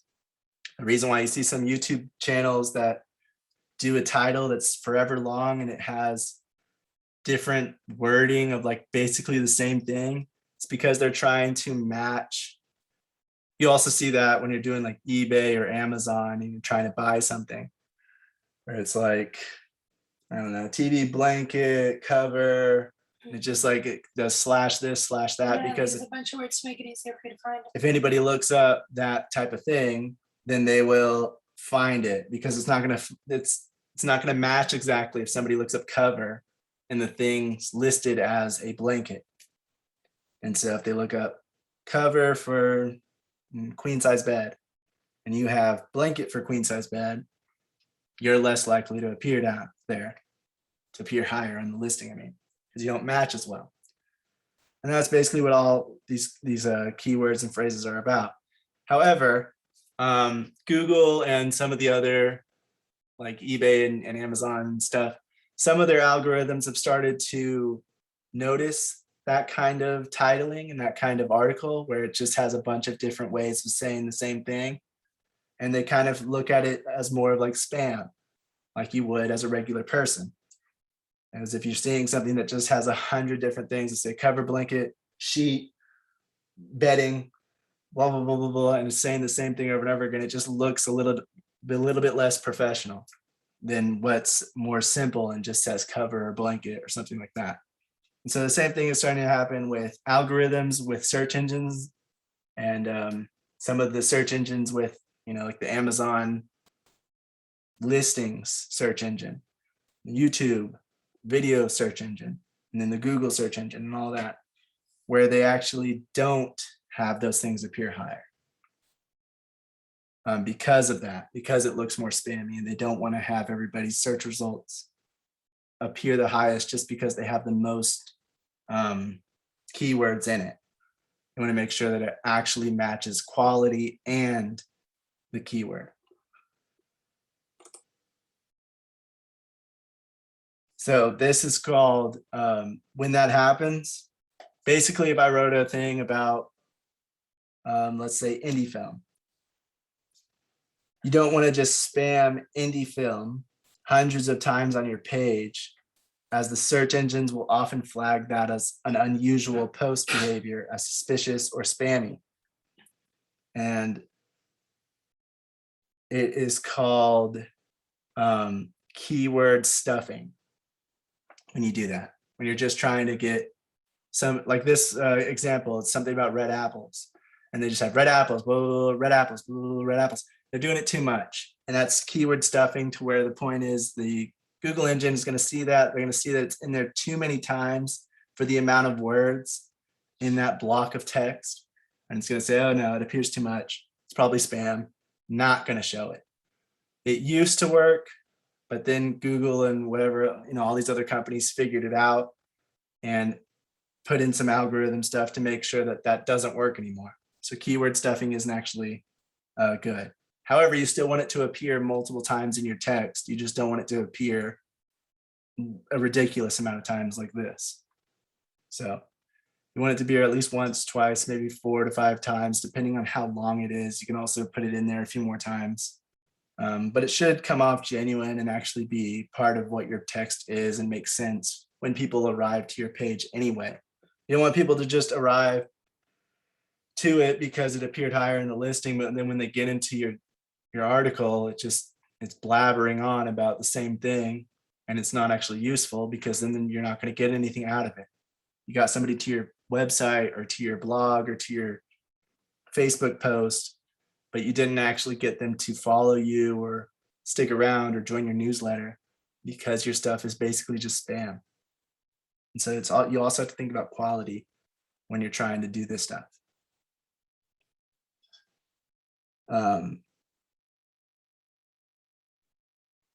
If someone searches what is a keyword, you want your text to match what is a keyword. If your page is focus keywords and their application, if someone searches what is a keyword, they're less likely to land on your page because it doesn't match exactly. Even though it's the exact same content, it's about the exact same subject, the wording doesn't match. And that's really what you want to have to think about. You want to get inside the mind of your audience and try to match the wording to what they'll use to search without taking away from your actual content itself. We talked about this last week, but if the people that you have in your audience look up independent film and you have your article or you have your post saying indie film, you're less likely to pop up on their search because you don't match, not exactly. And so you really want to kind of do this, figure these out while you are going through figuring out your target audience, if you can. Look at some of their posts, look at some ways that they talk, and see if you can kind of get an idea of how they might say it. And if nothing else, just think of how you would look it up if you were going to look up the same thing and see if it makes sense. With the wrong keywords, you'll end up with the wrong audience or none at all. For content guidelines, they say first and foremost, make sure your content is easy to read. Keywords should be in the text, but make up around 1 to 2% of it. So out of 100 words, one of them should maybe be your keyword. Everything else should be actual whatever. And your keyword should be part of your content also. It shouldn't just be in there because you're trying to get people who look up red apples to come to your site when your site has nothing to do with red apples. Don't post about red apples then, because there's plenty of other keywords that people look up. So use keywords at different locations in your text and make sure it doesn't take up more than about 1 or 2% of the overall page. There are, let me zoom in on this. All right. There are head keywords, which are one or a few words. They are common and more generic. So it'd be something like film, just the word film. They have great traffic potential, but are hard to rank for because they have a lot of competition. So you can see on this page, the head keywords would be right here, head terms. It'd be this orange bar right there. And on the left, you see it's monthly search volume. So it's how many people look up this keyword compared to the number of keywords. So there's less keywords in it. It's only thousands of keywords in it, but tons of people look it up because it's maybe the keyword is film. When something on the medium or the long tail, which we'll get into in just a second, would be a bit longer, it'd be something like independent horror film. You know, that would be a bit of a longer keyword. It's still a key, it's still called a keyword, even though it's 3 words. But it's just like independent horror film compared to just looking up the word film, which is more up here. Obviously, film is going to have a lot more competition because there's going to be a lot more people using that word. Every kind of film is going to be used, and tons of people talk about film, and you could be talking about learning about film. You could be talking about somebody's new film that just came out. You could be talking about buying a film ticket. You could be talking about going to see a film in the theater, whatever it may be. There's tons of different use cases for that keyword, which is why it's so often used and so often searched, because every time somebody searches independent horror film, film is going to be part of that keyword. So it's going to be adding to that amount of volume that looks up that specific thing. But because of that, you're going to have so much harder of a time getting anybody to come to your site, because Google's going to have so many more options to choose from to show people related posts or related websites that go along with that keyword that they're searching for. So there's a lot more competition. It's a lot harder to get seen. And the more niche, the more unique you get with the keyword phrases and stuff, the less people are going to be looking it up, but the higher chance you have of getting actual traffic to your site and appearing higher in the search engines. So head keywords or head terms are the ones that are just a few words or maybe just one word. They're very common. They have a lot of traffic potential, but they're really hard to rank for because there's so much competition to them. Mid and long tail keywords are a couple of words or entire phrases. They are less common, more specific and niche. They have a lot smaller traffic potential because less people search for them, but they're easier to rank for because there's also less competition out there. There's less posts, there's less websites that talk about independent horror films than there are that talk about films. And so if you think about that, you want to actually make yours more niche, your keyword, you want it to be more specific, because you're not going to have as big of a website that can point back to your website from different places over and over again, because you don't own multiple websites. You only own one maybe, or you don't own it, you just have some social media that you want to drive people to. Well, then using those more niche keyword phrases and those multiple keywords will drive better traffic to your thing. Even if it's less quantity, it'll be higher quality. This next stuff comes from ahrefs.com, and it's letter B in the syllabus. The video is keyword research tutorial from start to finish.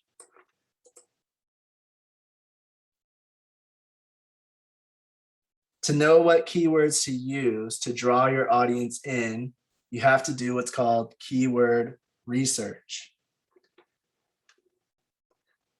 Keywords typically fall into 4 groups. There's informational, commercial, transactional, and navigational. Informational, which are to gain knowledge on a topic. How are films made? Is Universal working on anything new? They're trying to gain information on something they want to know. Navigational. Users have an end destination in mind. So they could look up maybe Universal's recent films because they're wanting to go to the Universal film website. And so they already have that in mind and they're using those keywords to get there. Commercial investigation. Info on a future purchase. So this is the new Universal film good? If they find it to be good, they might be more inclined to buy it. They're doing research on it to see if it's a good product or a good thing. For films, it's always the reviews of how the film is, or specific people of, did this person like this film, or what does this article think about this? And then there's transactional keywords, which are where the user intends to make a purchase. Again, using Universal, we'll say Universal DVDs for sale, or Universal movies to rent. Whatever it may be, they're actually looking to buy or spend money on that thing.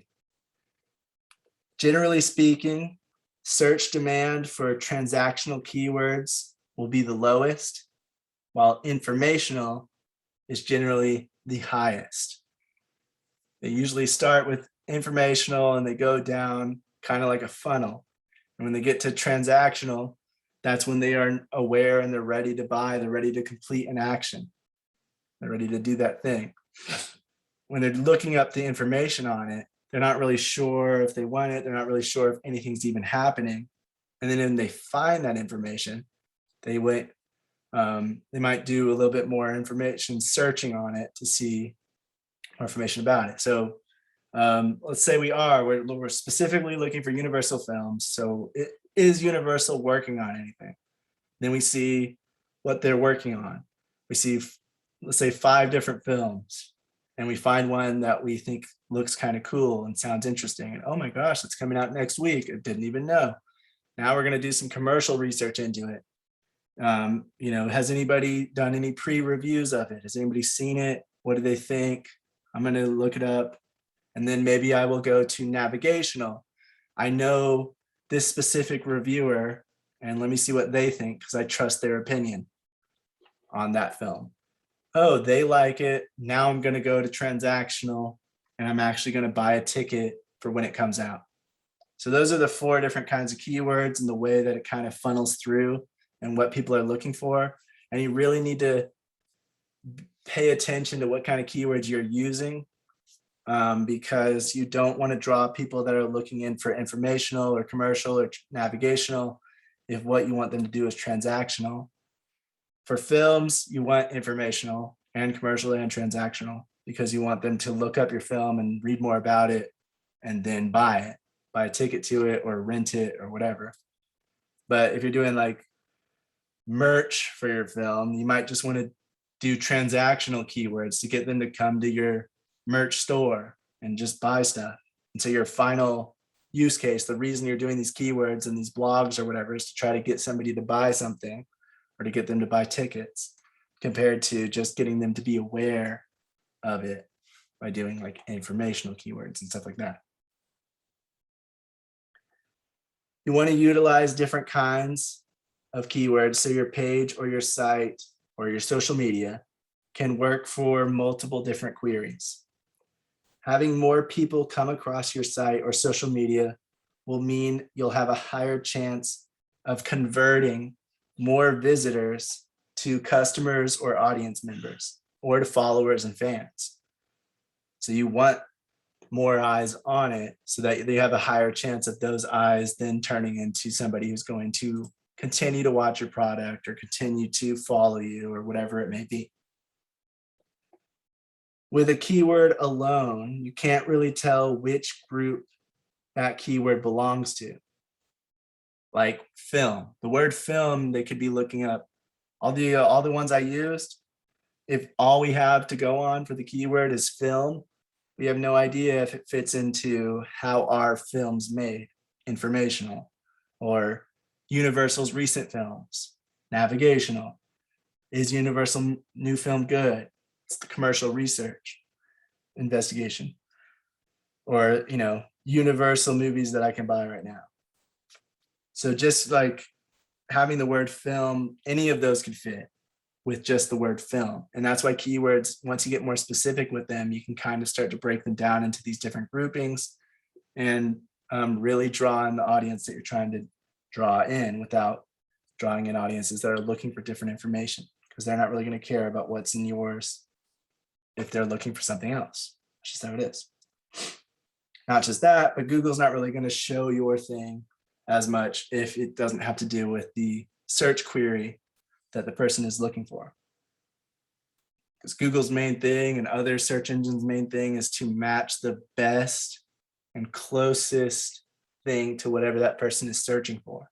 They want to get them as close to exactly what they're wanting as possible. And so they do a bunch of these different things to look into the website and crawl through and see how professional it is and see, does it match, and how many times is this word said, and is all of the wording matching, or is only some of it? All of these different things Google does to try to find the best results for whatever that person is looking for, so that they can have a good time and use Google more often. And obviously Google has done a really good job with this because it's the main search engine.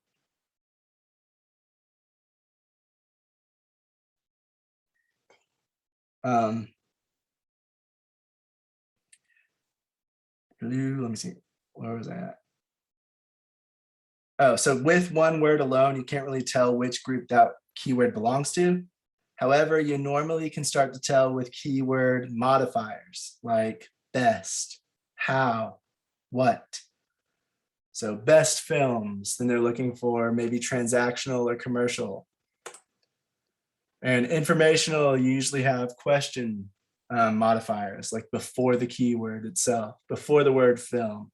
What is, why is this film like that?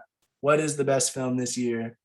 Those kinds of things. Tutorials, guides, tips, ideas, examples, learn, how do I use? With navigational keywords, it's usually the product name because it's very specific. They're really trying to find that specific thing. So it's either the product's name, the brand's name, or the service name. Brand name, we used Universal as our example. Universal, that's what we're looking for. So that's navigational. Another keyword type, commercial. Some of the modifiers could be like best, compare, reviews, or near me. That way they can see maybe the best restaurants near me, or what is the local theater near me showing? And then they can compare the different movies. They are trying to buy a ticket to something, but they're not sure which one yet. So they're not yet at transactional. They're more at commercial, where they're doing the research, the final research to find the product that they want to buy, but they already kind of know what they want. So they know they want to see a film, they just don't know which one. And then transactional, buy, order online, coupon deal, or how much does this cost? So how much is a ticket to this movie, or where can I buy tickets to this? That kind of thing. Tickets for sale, movie tickets, that stuff. That's all transactional. The channel Ahrefs, or I think that's how you say it, Ahrefs, has keyword search analytics on their site, but there are also many other options you can use to analyze how many people are looking up certain keywords and phrases, as well as how difficult it may be to rank high using your keywords compared to the sites that showed up first. Also, using other analytical tools, you can see what other sites' top pages are to get a better idea for keywords to use and stuff like that. You can see like what kind of keywords they have on their site, how many words take up their site, how many visitors they get, where they rank when they're searched for certain words. There's a lot of different analytics that can be found, and most of them I'll say is you have to pay for. They're like subscription-based programs where you can look at these things, but if you're setting up a website for the first time, and if you're trying to do something based on a specific thing, or you're trying to promote your film in your best way possible, it could be very well worth it to buy the analytics for these keyword stuff, so you can see how many people are looking up this word, when are they looking it up. And it's kind of like Google Trends. You can use that as like a free tool to kind of do the same stuff. But the ones that are paid for, from what I've seen, they just have so much more information available that can make it a lot easier to really narrow down what kind of stuff you're going to put into your wording. Because the way you word things, it's not just about the content you talk about, it's also about the way you word it to make sure it's going to match your specific customer type, and that being your target audience that you want to watch your film, or that you want to be a fan and follower of your projects and your production company. So I would say it's worth it, but it's ultimately up to you to decide if it is or not, and what you think. But you can see the traffic to the different pages, how many referring domains and pages they have that refer people to a certain page. And that helps with ranking on search engines. So if you have a website and you do a blog that's talking about color correction, let's say, you're trying to tell people about color correction, so you write a blog about it. If there is another site that says the best informational articles that talk about color correction, and they list yours and give a link to your site, Google knows that. Other search engines know that. They see that there's a link in there that links back to that page. The more that happens, the more people that navigate back to your site, your page, it'll make that page a lot more, it'll make that page higher quality seeming to the algorithms, and make it pop up in the search engines more when people search for color correction, because so many other sites have linked to that. And so you have these referring domains, this other domain, this other website that's referring to yours. And so there must be a reason, it must be quality. That's the way that the Google algorithm sees it, or the Bing algorithm, or whatever search engine you use, DuckDuckGo. They all do basically the same thing, where they're looking for the highest quality and most, the best matching information. And so there's plenty of other people that talk about color correction already, but because yours maybe has 17 different people that link back to that specific page, when somebody looks up color correction and it matches that exact wording on your page, and also you have 17 people that link back to yours, it'll just make all those algorithms more likely to post it higher. That's why Amazon is huge. Every time you look up anything to buy, Amazon's one of the first things that pop up. Why? Well, because it's one of the biggest pages that has so much traffic now, but it's also because there's so many people that link to Amazon when they're talking about any product ever, that there's no comparison. There's not really any kind of competition in that whenever you're talking about most products, because people will link back to Amazon. So Amazon looks great to the algorithms for all these search engines, because so many people refer back to it. Oh, you can see this product on Amazon. You can see that product on Amazon. Even I did it in the syllabus with the books. The easiest way I showed you guys was linking to Amazon. And so the algorithms see that when anybody's looking up that certain product, they see, 100 different people linked back to this, and it matches the wording that person's looking up in Google. Here we go. This must be the best site for them. Let me put it up in the highest search rank. And so it'll appear one of the top ones.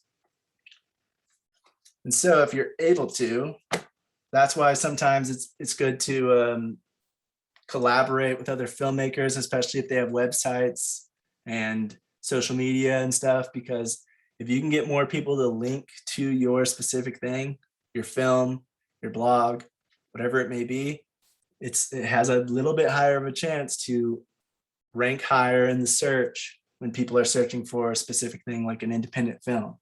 or whatever it may be. So just keep that in mind because it definitely helps. No matter what, though, you want to be sure your keywords match your product or your service. Like I said, with the red apple thing, if you know your film's not about apples, then don't post about red apples. If that has nothing to do with anything to do with your company, your brand, or your film, then don't post about it. Just because 1 million people looked up red apples at the beginning of fall, it doesn't mean it's going to help you out at all if people are searching that and they happen to come across your site. Even if you trick Google into showing your site first, it's not going to help because the thing that they want, the thing they're looking up, is not the thing that you are providing. So just keep that in mind. You don't want someone to land on your site for an indie film as if they didn't want to look for that. If that's something, wait, what? Oh yeah, just to get them on your page. You don't want them just to get on your page. You want them to get on your page because they're looking for that thing, because they're looking for an indie film. Because there's so much competition out there for indie films, you'll have a hard time ranking. But if you can get the ranking and you have those keywords and everything and you're SEO friendly, search engine optimization friendly, then it'll be more likely that they will have you as one of the top results. And you'll be more likely to get people that are then looking for independent films. And because your thing is actually an independent film, you're more likely to get the actual target audience you want. This next stuff comes from Digifine. It's letter C. The video is Google Ads Tutorials, Understanding How Keywords Work.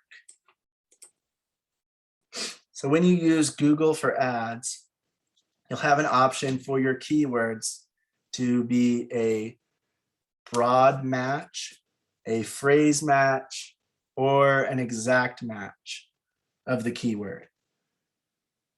To not waste money, you want to find keywords that match your film or your site and figure out how your audience was searching. So with broad match, they use synonyms, possible misspellings, or variations of a word, and then matches it to your ad. We're specifically talking about ads when you're paying Google. So now Google has a reason to show your thing, but you don't want Google to show it to everybody if they're not actually searching for what you want. This is even more why you want your keywords to match your actual product.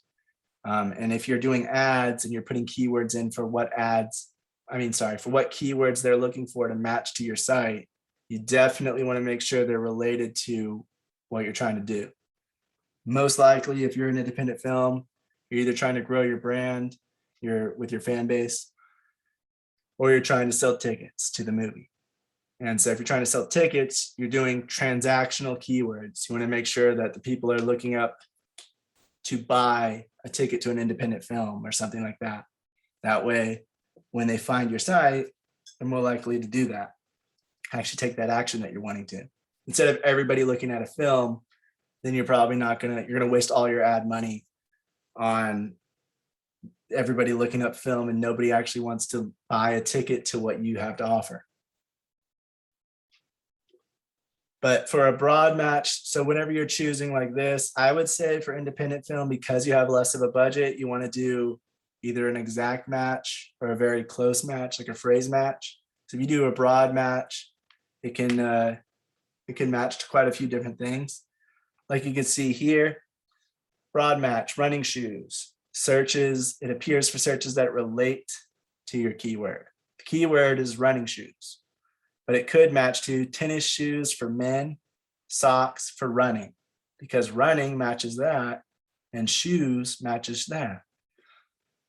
But if you're just trying to sell running shoes, maybe you're not even selling for men, maybe your main product is for women, then you definitely don't want that search to appear. And you don't want to do the socks for running because maybe all you're doing is shoes. So doing a broad match is more for higher budgets and for things like products that can sell to a wide range of people. Phrase match, running shoes, searches that include the meaning of your keyword. Men's running shoes, best shoes for running. Both of those have that actual word in them. You can see it's in quotes. So it's basically like it has to include these words in it somewhere in their search. So because they did running shoes, that matches running shoes. And because they did best shoes, matches shoes for running and matches running. There you go, running shoes. And that way, if somebody's looking up independent film or they're looking up indie film, you can put it in quotes and then you can have it match horror indie film, action indie film, whatever it may be. You actually probably want to put your genre in there too. But that way, when people look up something that's a little bit different from what you have, it can still pop up in their search results. And then there's exact match, which is you do it in brackets. It says running shoes, searches that are the same meaning as your keyword. Running shoes, sneakers. Google understands sneakers is the same thing as running shoes. So that's why that would pop up. But anything that's different that has like men's or tennis shoes or whatever, it's not really going to pop up because it's not exactly what you wanted. Because sneakers is the same thing, they use I think it uses like synonyms or something to kind of match to it. So if somebody looked up independent movie instead of independent film, Google would understand it's looking up the same thing and still show it. But that means that it doesn't really have any variation at the beginning or end, and it just makes sure that it says it exactly as it appears.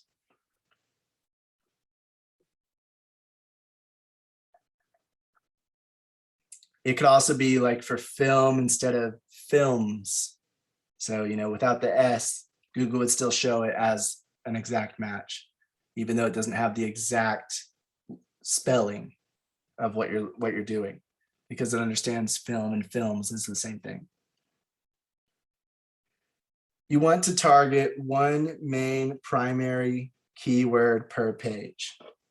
There are free keyword analytics websites, but they don't have as much data or are only free for a limited search number. So you can search a few words or you can get a few results, but then you have to pay for them. Most of them, for the good ones and stuff, the more data they have, the more they're likely to be one of those subscription-based ones where you have to pay to get that data. This next stuff comes from SEMrush. It's letter D in the syllabus. Keyword research tutorial, 3-step process for beginners and pros. So SEO stands for search engine optimization. And it's basically a way to get search engines like Google to display your page further up in search results. Keywords is just one aspect of SEO or search engine optimization. There's also technical, content, and backlinks are ways to improve SEO. Technical is how your site is actually set up, what its architecture is, and if it's what's called crawlable, which means the search engines can crawl through the site, reading and following links in the site's content. It's not jumbled, it's not mixed up, it doesn't have stuff appearing on the side. It's easy to read through, pretty much. It's displayed like this instead of having things off to the side and things on top of each other. And basically like the structure of it looks good and it's legible. There's nothing more annoying than you're going through a site and the ads like blocking the Oh, I hate that. Constantly. Like I would prefer it be in the corner. When I'm on my phone, I have like some of these websites too. Like when I'm going through them, they pop up a giant ad in the middle, and the way to exit out is above the phone. Yeah, so I have to like zoom out and then press the X and try to get it. It's so annoying. Or when they're like, oh, the read more one. Sometimes I'm scrolling through, like, where's the rest of the article? And I skipped it because the read more is so tiny. Yeah, and it goes straight to the ads. Yeah. Yeah. And they do that on purpose, but it's so annoying. But yeah, so something like that is less likely to pop up because it's harder to read. It's harder to find all of the content within that. Unless it's Google ads, then they might just be like, who cares? Because Google likes money. some sites actually use Google ads on their site. So the ads that appear are from Google.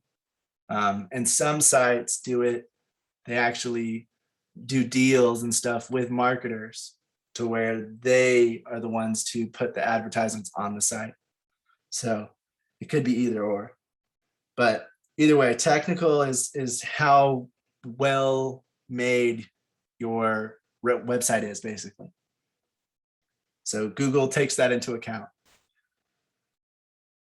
And other search engines, obviously. It's also about how fast your pages load. Loading speed, faster is always better, of course. Certain ones that aren't optimized well or that have a limited amount of data they can use or a limited amount of people that can come to the site at once, they tend to run slower.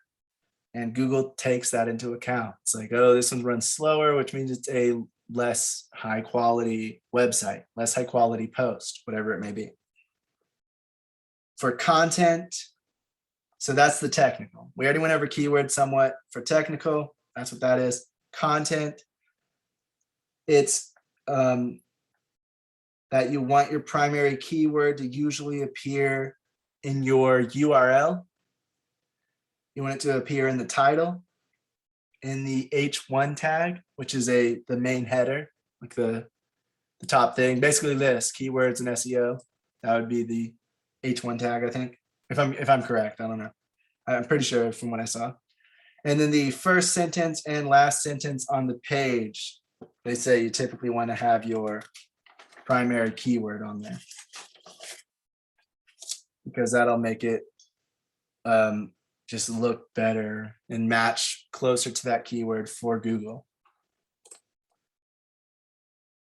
Oh, before I skip on, when I was talking about Google Ads, also besides just exact match, phrase match, and broad match, they also have broad match modifier, which kind of like it's basically, it changes a tiny bit of like what can come before or after these words and still matches these words. And then they have negative match, which means I definitely don't want this thing to make my ad pop up. So maybe you don't want horror film to pop up because your film has nothing to do with horror. So you say not horror, not this, not that. And it's basically doing the opposite, saying this is what I want to have my ad pop up. This is what I don't want. If people type this in, don't show them my ad. But if people type this in, show them ad. If they type this in and that in, then don't show them it because they're not looking for what I want. And that's what the negative match would be. Anyway, back to SEO. So like I said, you normally want one primary keyword per page, and you don't want to have the same primary keyword on multiple pages in your site, because then your pages will be competing with themselves for the search results ranking. So if you're a filmmaker and you're making films and you're also trying to help other filmmakers, or you're trying to give a behind the scenes look to your audience, and you do a blog post or you do a video that's specifically talking about one aspect, like let's say color correction again, then you don't want to do another post talking about the exact same thing, at least not too closely together. You know, the next time you make a project will be years later. So when you talk about color correction for that project, you know, it won't be exactly competing with each other as much. But if you're talking about color correction and then you make another blog post or you make another video and you're doing it over and over again on different pages in your website, if it's all on the same page, that's one thing. But if it's all on different pages in your website, then it's going to be harder for people to actually come to your site when they're looking up color correction, because your site itself is competing against itself. One page says color correction, the other page says color correction. And so Google's not sure which one to show. Which one of these pages in this website is this user looking for? They're both talking about color correction. Which one do I show them? So you don't want to do that. Usually you want to have one primary keyword per page.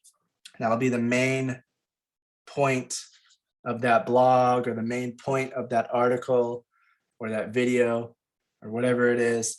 And then you want to have something, even if you bring up color correcting again, you don't want it to be the main primary keyword or the main primary point in the next post. You want it to be like a side thing and have the main focus be on the new film or be on the other aspect of post-production or pre-production or whatever it may be. That way, if somebody looks up color correction, they see that one page from your website, which has that primary keyword happening over and over again. And then if somebody else looks up post-production or something like that, that might be a primary keyword in another page you have. So just, it's a little annoying, but it helps to make sure that Google will show multiple pages to different people because all your pages are talking about different things and they're focusing on one thing. Instead of every page having multiple pages focused on the exact same topic, which just makes it harder for Google to figure out which one's the exact match to this guy who's looking up color correction for film. The last part of SEO is backlinks. I already talked about this. Backlinks, so the more backlinks a web page has, the higher its position on a search engine's ranking. But not all backlinks are created equal. Backlinks are those that, like I said, if somebody's talking about the best info, the best free info about color correction you can find, and they have a list of 10 different, excuse me. Yeah, it was weird. It was like a bug flew in my nose. Ew.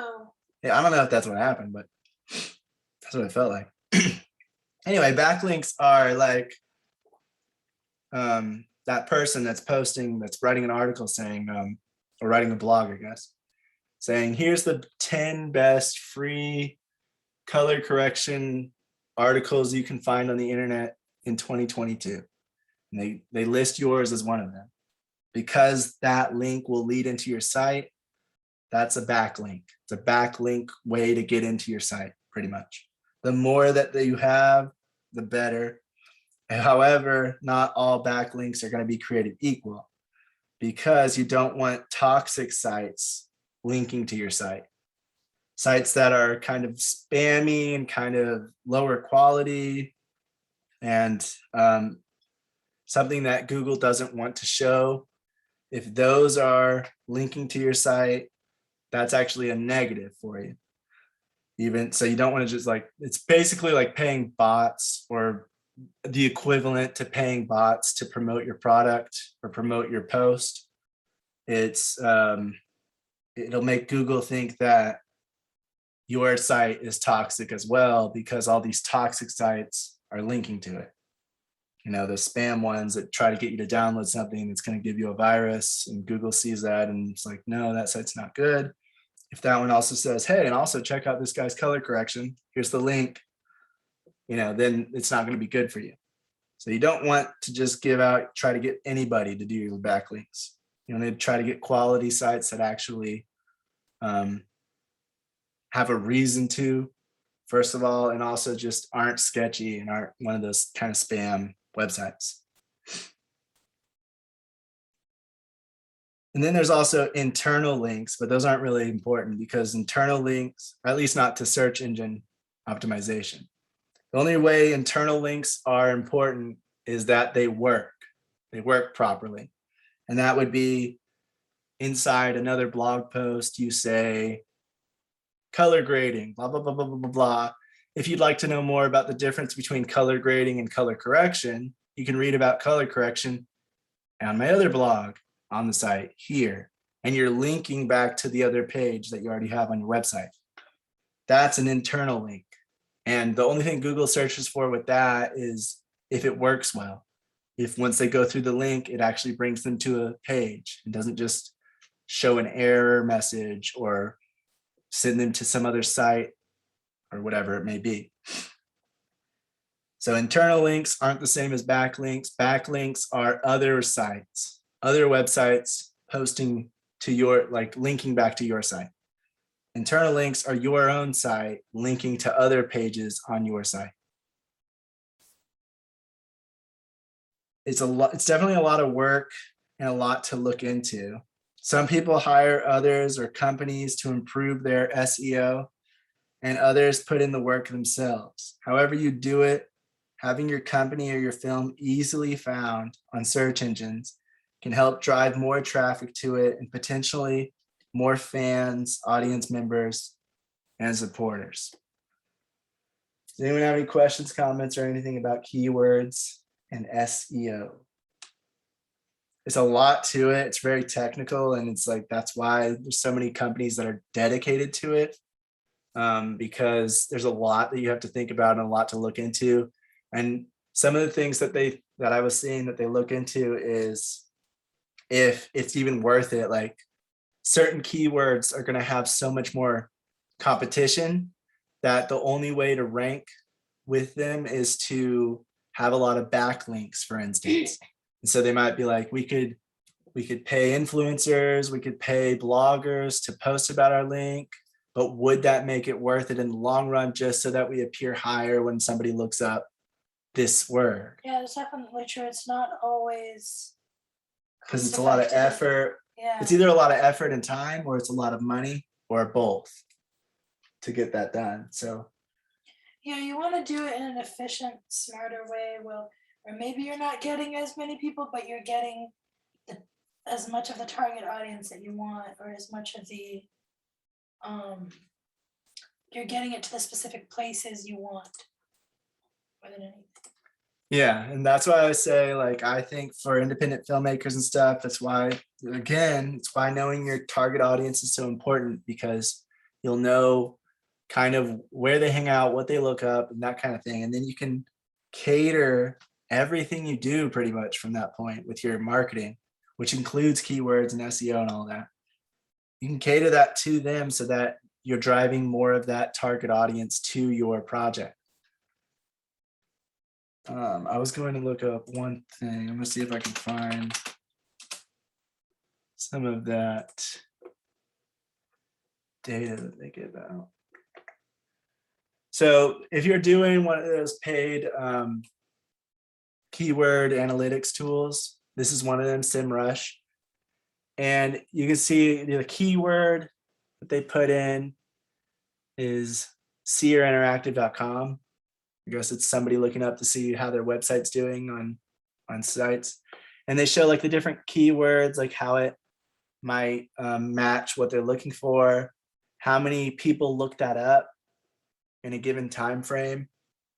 You know, it could be weeks or months or whatever you put in. I'm not actually sure what KD stands for. That's cost per click in USD. So basically how many people see it before they click it. And if you're running an ad, how much would it cost to get one person to click it? And the average would be, you know, however much money. So for this specific keyword, it might cost around $2.30, well, $2.27, to get them to actually click through to the website after looking up this keyword. And then it shows the traffic percentage that looks up those specific variations on that keyword. And so you can kind of look up, you know, like I said, horror, independent film. And then you can see the different variations on like horror indie or scary indie film or scary independent film or whatever. And then you can see the amount of traffic that are looking up those variations of keywords, like the percentage, how big of the percentage of traffic is going towards this keyword compared to that one. And if you see that more people look up scary independent film instead of horror indie film, then you might want to change your wording to scary independent film just because of that. However, if you see that there's more competition to it, you might not want to do that. You might want to go ahead and go with horror indie film. I'm pretty sure there's also websites you can look at where you can see like the most searched words on Google, like the 100 Google Trends, yeah. Yeah, the 100 most searched phrases or words of the year. Like I said, those are good, and I agree. I definitely agree. If you don't have any money to do that, I would just say don't automatically count that as the only thing, because from what I saw of these, just from them scrolling through the videos, there's a lot of information and a lot of things you can do. You can even go to specific websites. Like if you wanted to see, okay, how does Disney do? And you go to the Disney's website and you look up their specific page, it'll tell you how many people go to it and how they linked to it, what keyword they used. There's a bunch of different stuff they show you where you can do a lot of in-depth analytical research into it. Mhm. So not saying you definitely have to, but I'm just saying I don't think it might be worth it depending on how many people you're trying to do or how niche you're trying to get. No, yeah, I definitely feel like you don't, when you look up those things, that doesn't mean you're gonna specifically use those words. It's just to have an idea. Don't like take it for verbatim, like, okay, they're looking up this, so I'm gonna put this. Sometimes like, okay, why are they looking up this? What are they interested in? What other words associated with this thing they're looking at? You know, Mhm. study it. Don't just make a copy and paste in that sense. Like you have to understand your audience, not just, oh, they're doing this. Okay, then we're gonna do this. That's how a lot of companies end up marketing to the wrong people or wasting money because they don't actually take the time to understand why people are interested in this or what other things people could be interested in because of this or other than this. They just, oh, they're interested in this, full steam ahead with this, Yeah. you know.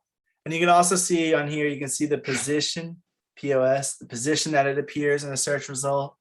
And so because their keyword is this seerinteractive.com, Seer Interactive is number one.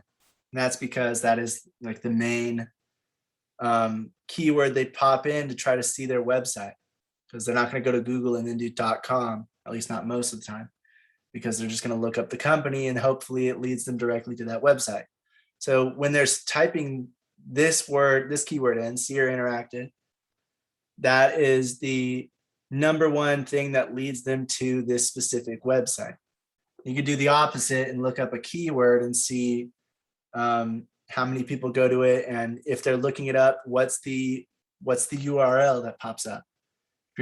So you could do the opposite. You could do, like I said, film, and then you can see when people type in film, what's the first thing that pops up on the search engines. And these kind of analytical tools will tell you. They'll say when you type in film, besides the ads which appear at the top, what pops up on position number one is this, and then position number two, this, and you'll see the different websites that pop up. You'll also see how many results there are for that specific keyword. And so you can see Seer, SEER, even though it's position 8 for this specific website, it has 24,200,000 results. And again, that's whatever time frame it is. So that's how many pages that if somebody types in Seer on Google or a search engine, that's how many pages they could end up looking at if they spent their entire time going through every single page. I don't even know how long that would take, but you know what I mean. They're not going to. So that shows you how much competition you have for that specific word. And that might mean you don't want to go with that one because that one has too much competition for you with your budget. The only way you can rank higher in those kinds of situations is if you pay more for your cost per click or your cost per view when you're doing like an ad. Or if you're able to get a bunch of people to link back to your site, you can start ranking higher because you have those backlinks. And then, of course, the quality of your website and how quickly it links and how quickly it loads. But this is another good reason why social media can sometimes be a benefit for people finding out about you and your film, because they already rank high in these kinds of search engines. Reddit pops up a bunch if I ever search a very specific question, because it already ranks high. There's plenty of people that have linked back to Reddit. And so anything I'm looking up, even though people aren't linking to that specific question, it still links higher because it's part of that website. And so if you're if your website has more people linking back to it, it'll appear higher in the search results as well. And if you're doing social media and you're talking about your film, you might have a higher chance appearing through Reddit, Facebook, or YouTube than you would on your own website, because those have more traffic, they're better designed, they have faster pages, and they already have the backlinks to their site that make their search results automatically appear higher in the search engines. Not to mention, YouTube is owned by Google, which means that that's one of the sites they want to show off the most because it benefits them doubly. So there's also that. But yeah, other than that, it's a bunch of different information. It's a lot to look into, but it can definitely be beneficial to you if you're trying to get a niche audience to find your film. You're trying to build your audience, especially if you're going to try to do ads. We'll talk more about advertising on Thursday, but if you're trying to advertise, you want to know what's going to draw your audience in and what to utilize and how niche to get to not spend too much, but get quality people to see it rather than quantity. Does anybody have anything else to add? Yeah, so this Google, you're mentioning about the keywords, right? And that reminds me that Google has algorithms, right, which basically uses to figure out what keywords to, output for you when you kind of try to find out the keywords, right, that you're searching for. Mm-hmm. So it has these algorithms which is constantly changing, and it's all driven by, as you mentioned, that the YouTube is also linked to Google now, and the ads that is given on the YouTube is based on the algorithm figures out based on what searches you have been doing on the Google. So Google is basically keeping track of what your pattern has been as far as searches go, right? So it's all kind of interrelated, and what's happening now is that they have a new technology called machine learning and AI. Machine learning is self-training itself to basically figure out Take over the world. yeah Just kidding. where you're going and what your prediction is going to be, and it's going to just Yeah. send you stuff on, like if you're doing YouTube and if you're searching something, right, and you look at some YouTube video, and then you will find a whole bunch of similar videos coming to you Yeah. in the line. So it's all based on some sort of algorithms, Isn't that and all great? yeah, and Well, it's also they also use the machine learning to try to evolve itself. pre-search what you're trying to say, Yeah. which it always like tries to put it in before, like, is this what you're trying to say? Is There's that? pros and cons to everything, Right. obviously, the whole To try to figure it out before you even do it. So all you have to do is type Yeah. in one letter, and it's like, you're probably going to look up this, right? You're like, yep, Right. enter. there's pros and cons to everything, obviously, and the fear of AI dominating humanity aside. No, I was just joking. It, They're yeah. keeping It can be very helpful for you to not only for the consumer, but also for you as someone who's trying to sell a product. right. And also on the YouTube, I've seen, like, I follow a few people, and because of what my interest is, and I've noticed that they always have references to links, or maybe in the comment, they have references to somebody said something, and so person did so and so research, and all that is kind of going into the algorithm, because they are pretty much referencing, and also they are tagging as to what pictures you're using in your YouTube content, right? So that's why sometimes they find that content is not appropriate, that shut the YouTuber down from giving some reason or whatever, right? And Yeah, that's that where you seems have a lot of mistakes as well because the AI yeah, doesn't understand right. And sometimes these nuance. analytics, right, may be old, so you maybe want to look at their current kind of dates as to whether it is fresh data that you're getting or not, because you may be looking at, I mean, if it's an old keyword that you're trying to search, and you want to get the analytics for that, then yes, it's fine. But the new data is always dynamically changing. Right. Yeah. Yeah, that's why I always say that, like, That's why, like, you always want to be up to date with it. If you have a service like this, the reason why you're going to check it multiple times is exactly like what Vish said, is people might look up film. Obviously this month, horror film is probably looked up a lot more than it will be Yeah. next month because Halloween, the Right. lead up to Halloween, and then Christmas movies will be seen. That'll be looked up a lot more until Christmas is over, and then it'll probably die down really quickly. So Right.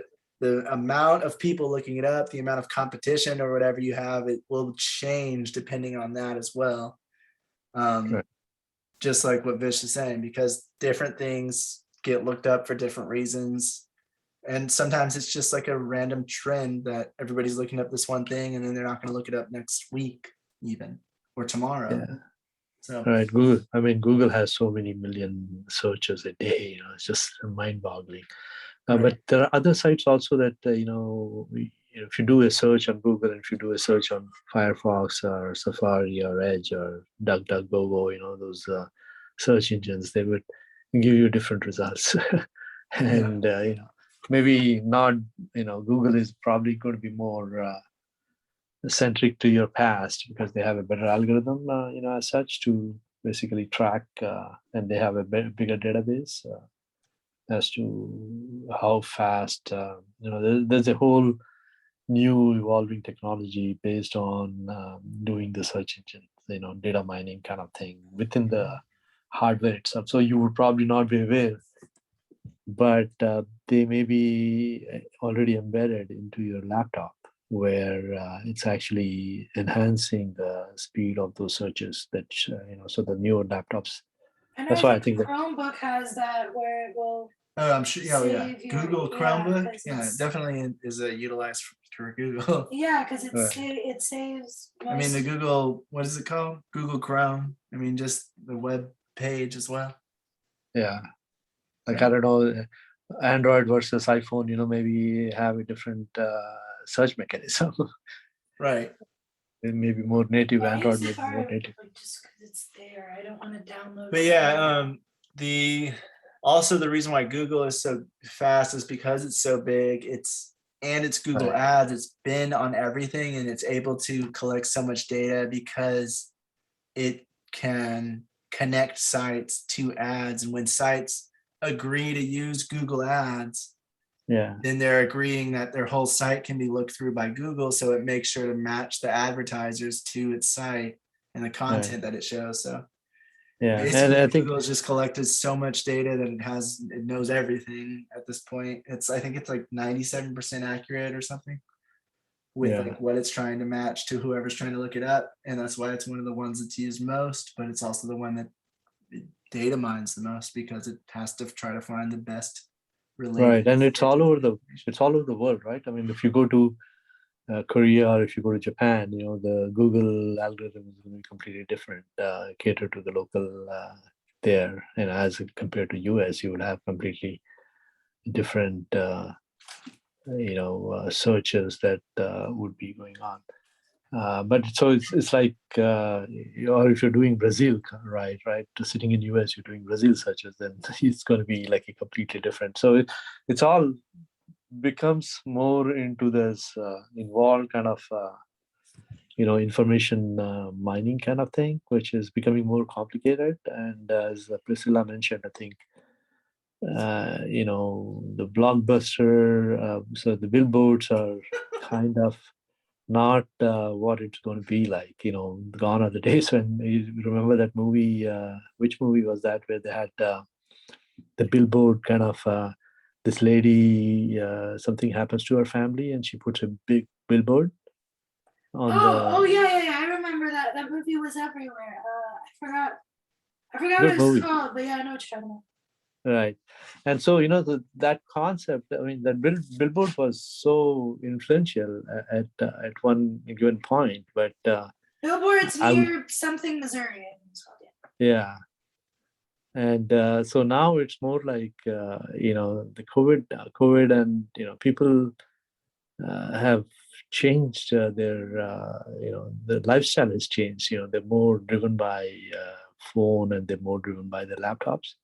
So it's and the searches and the media is so humongous in these devices that it's hard to reach uh, people, and that's something which is being sought out pretty heavily, because the opinions of these YouTubers and the Twitter, I think, is carrying a lot of weight.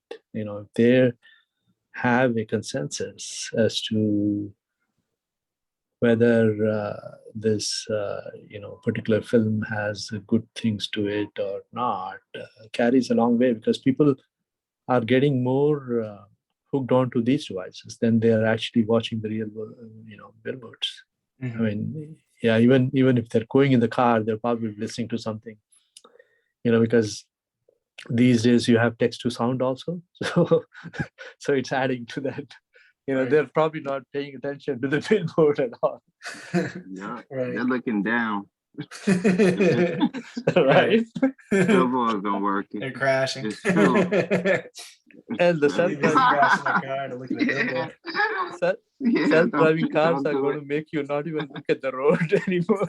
It's amazing. Yeah, billboards were the thing. Not like you said. Not anymore.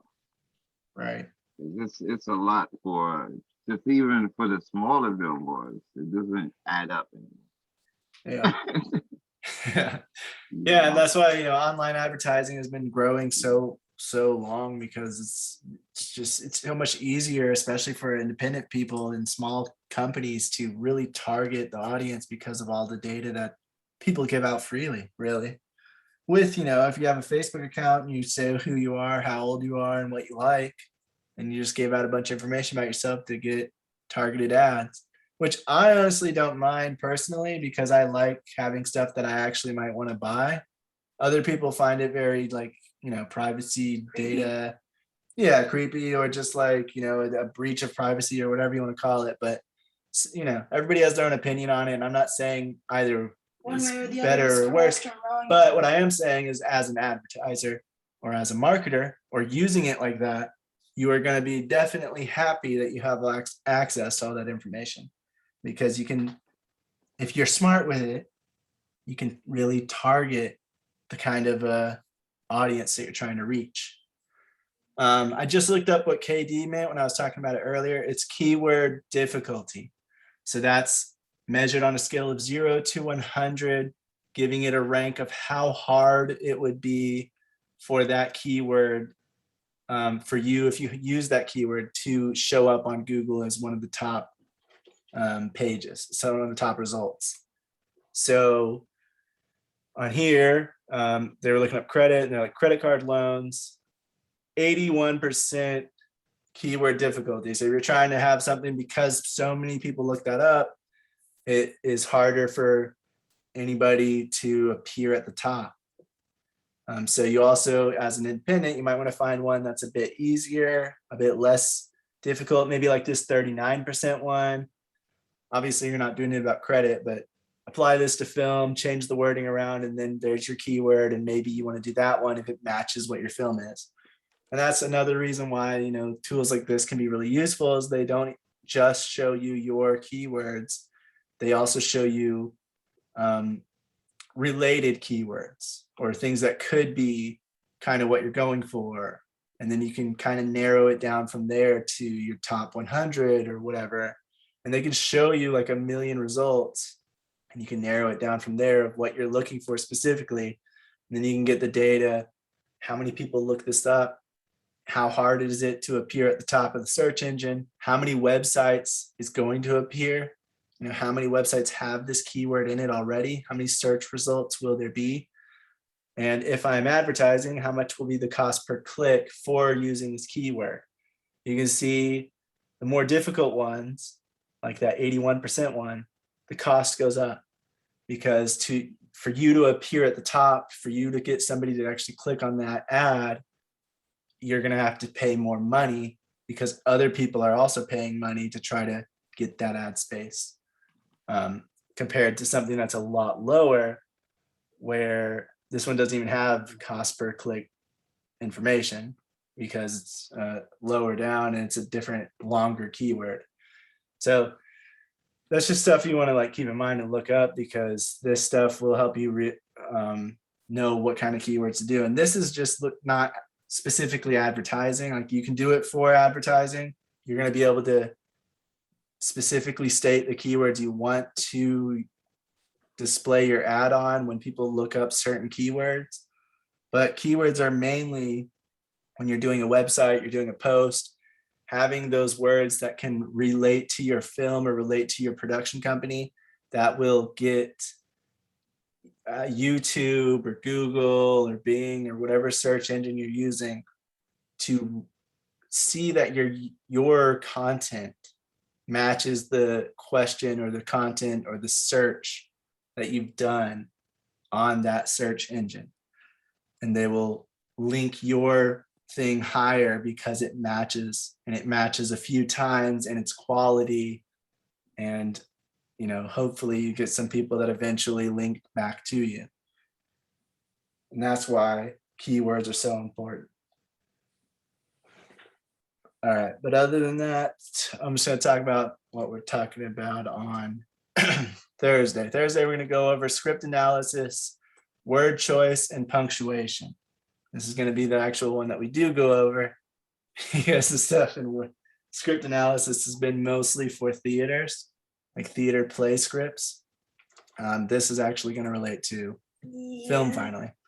Film advertising, we're going to dive a little more deeply. Now that we've talked about keywords, we can kind of relate back and sort of bypass that also. Go deeper into CPC, which is cost per click, and the other acronyms and what they mean and what the different types are when you're trying to do advertisements, as well as what kind of advertising you can do on different sites. And then merchandising for your film or your brand. And we'll talk more about that and what kind of merchandise films usually make, and what to consider when you're trying to make different things. And other than that, hope you guys have a good week. Does anybody have anything to add before we say goodnight? Night class. Thanks. You say you're very Yeah, tired. sounds good. I'm looking forward to it. What's that? So yeah, looking forward to the next class and everything. So this is just pretty much discussing. Do we have any projects or anything coming up? Yep. Cool. So next Monday we have our movie, which is going to be, we're going to watch an independent film together. It's called The Discoverers. We aren't just watching the movie. We're going to look up their trailer. We're going to look up their key art. We're going to actually analyze. Study it. We're going to study the hell out of it. The websites, their social media. We're going to do their Wikipedia, their IMDb, all the What's stuff. it about? Everything. What's the name of the movie? The Discoverers. What's it I about? found it through, I think it was, this one was, I found through No Film School. The website we often link back to through this course, because they have a lot of good information. And I think somebody or one of the people running it made this movie, or somebody who was writing the blog. I don't know. But I found it through their site, looked it up. I mean, I haven't seen it, so I don't know. Seem to have some good reviews though, and good recommendations. So. But I know it was successful enough to where they made a little bit of profit, or at least broke even on their movie. And that is very rare for the independent. The main reason I chose these independent films for our final stuff to watch together is because we're getting a little bit more into independent films as we're going through this course. And we're trying to show that just because you're not aware of a film doesn't mean it wasn't successful, because there's so many films out there. And It's so not trying to always find, just the huge blockbuster ones. yeah, they don't want to show like Paranormal Activity or Blair Witch Project, because those are very rare and those are like winning the lottery. I just wanted to try to show the ones that, We wanted to show a movie that was successful, but in more realistic terms.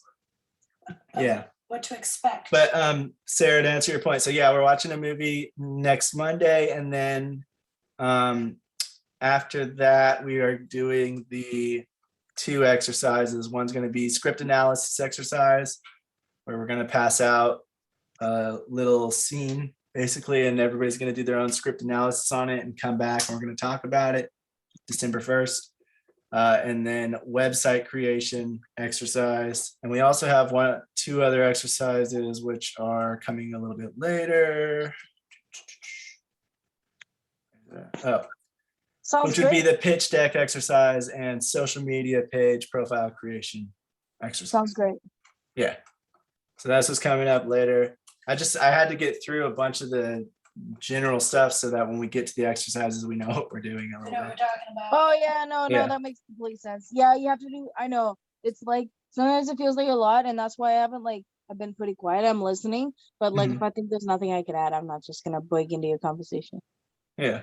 Yeah, I Yeah. understand that. And it's a lot of different stuff because we're talking about marketing now. So it's like a whole different Yeah, set of exactly. So skills in the and areas where school. like I had more to say, I was like coming in more, but like Yeah. so I'm quiet right now because I don't know Yeah. as much. I mean, And we're that's here to fine. share, but we're also here to, learn. So it's okay if you don't have anything to share in that moment. You're still, Yeah, learning, probably for growing, and Yeah. we're all learning together. But Yeah, no, I everybody. appreciate that. It's all good. All right. I hope you guys have a good night. Yeah, I'll you see too. you all I'll Thursday. see you guys on Good Thursday. night. Bye, Oh, guys. wait. Before I go, who wants to see Priscilla get dunked in ice cream? Okay. Who doesn't want to see that? That is never going to. Good one. You, of all people, Mr. I hate sticky things. I Oh, want my no. children to wash their I know, hands but after that's they. why I'm dunking you in ice cream. No, you want to submit me to something you would never do. Yeah. That's ridiculous. What Equal rights. do you Sounds mean? like a That's what- challenge. If I did the ice bucket challenge, I don't want to get cold ice water on me, but I'd pour it on you. No, Anyway, guys, have a good night. All right. Good night. no, we would not, guys, because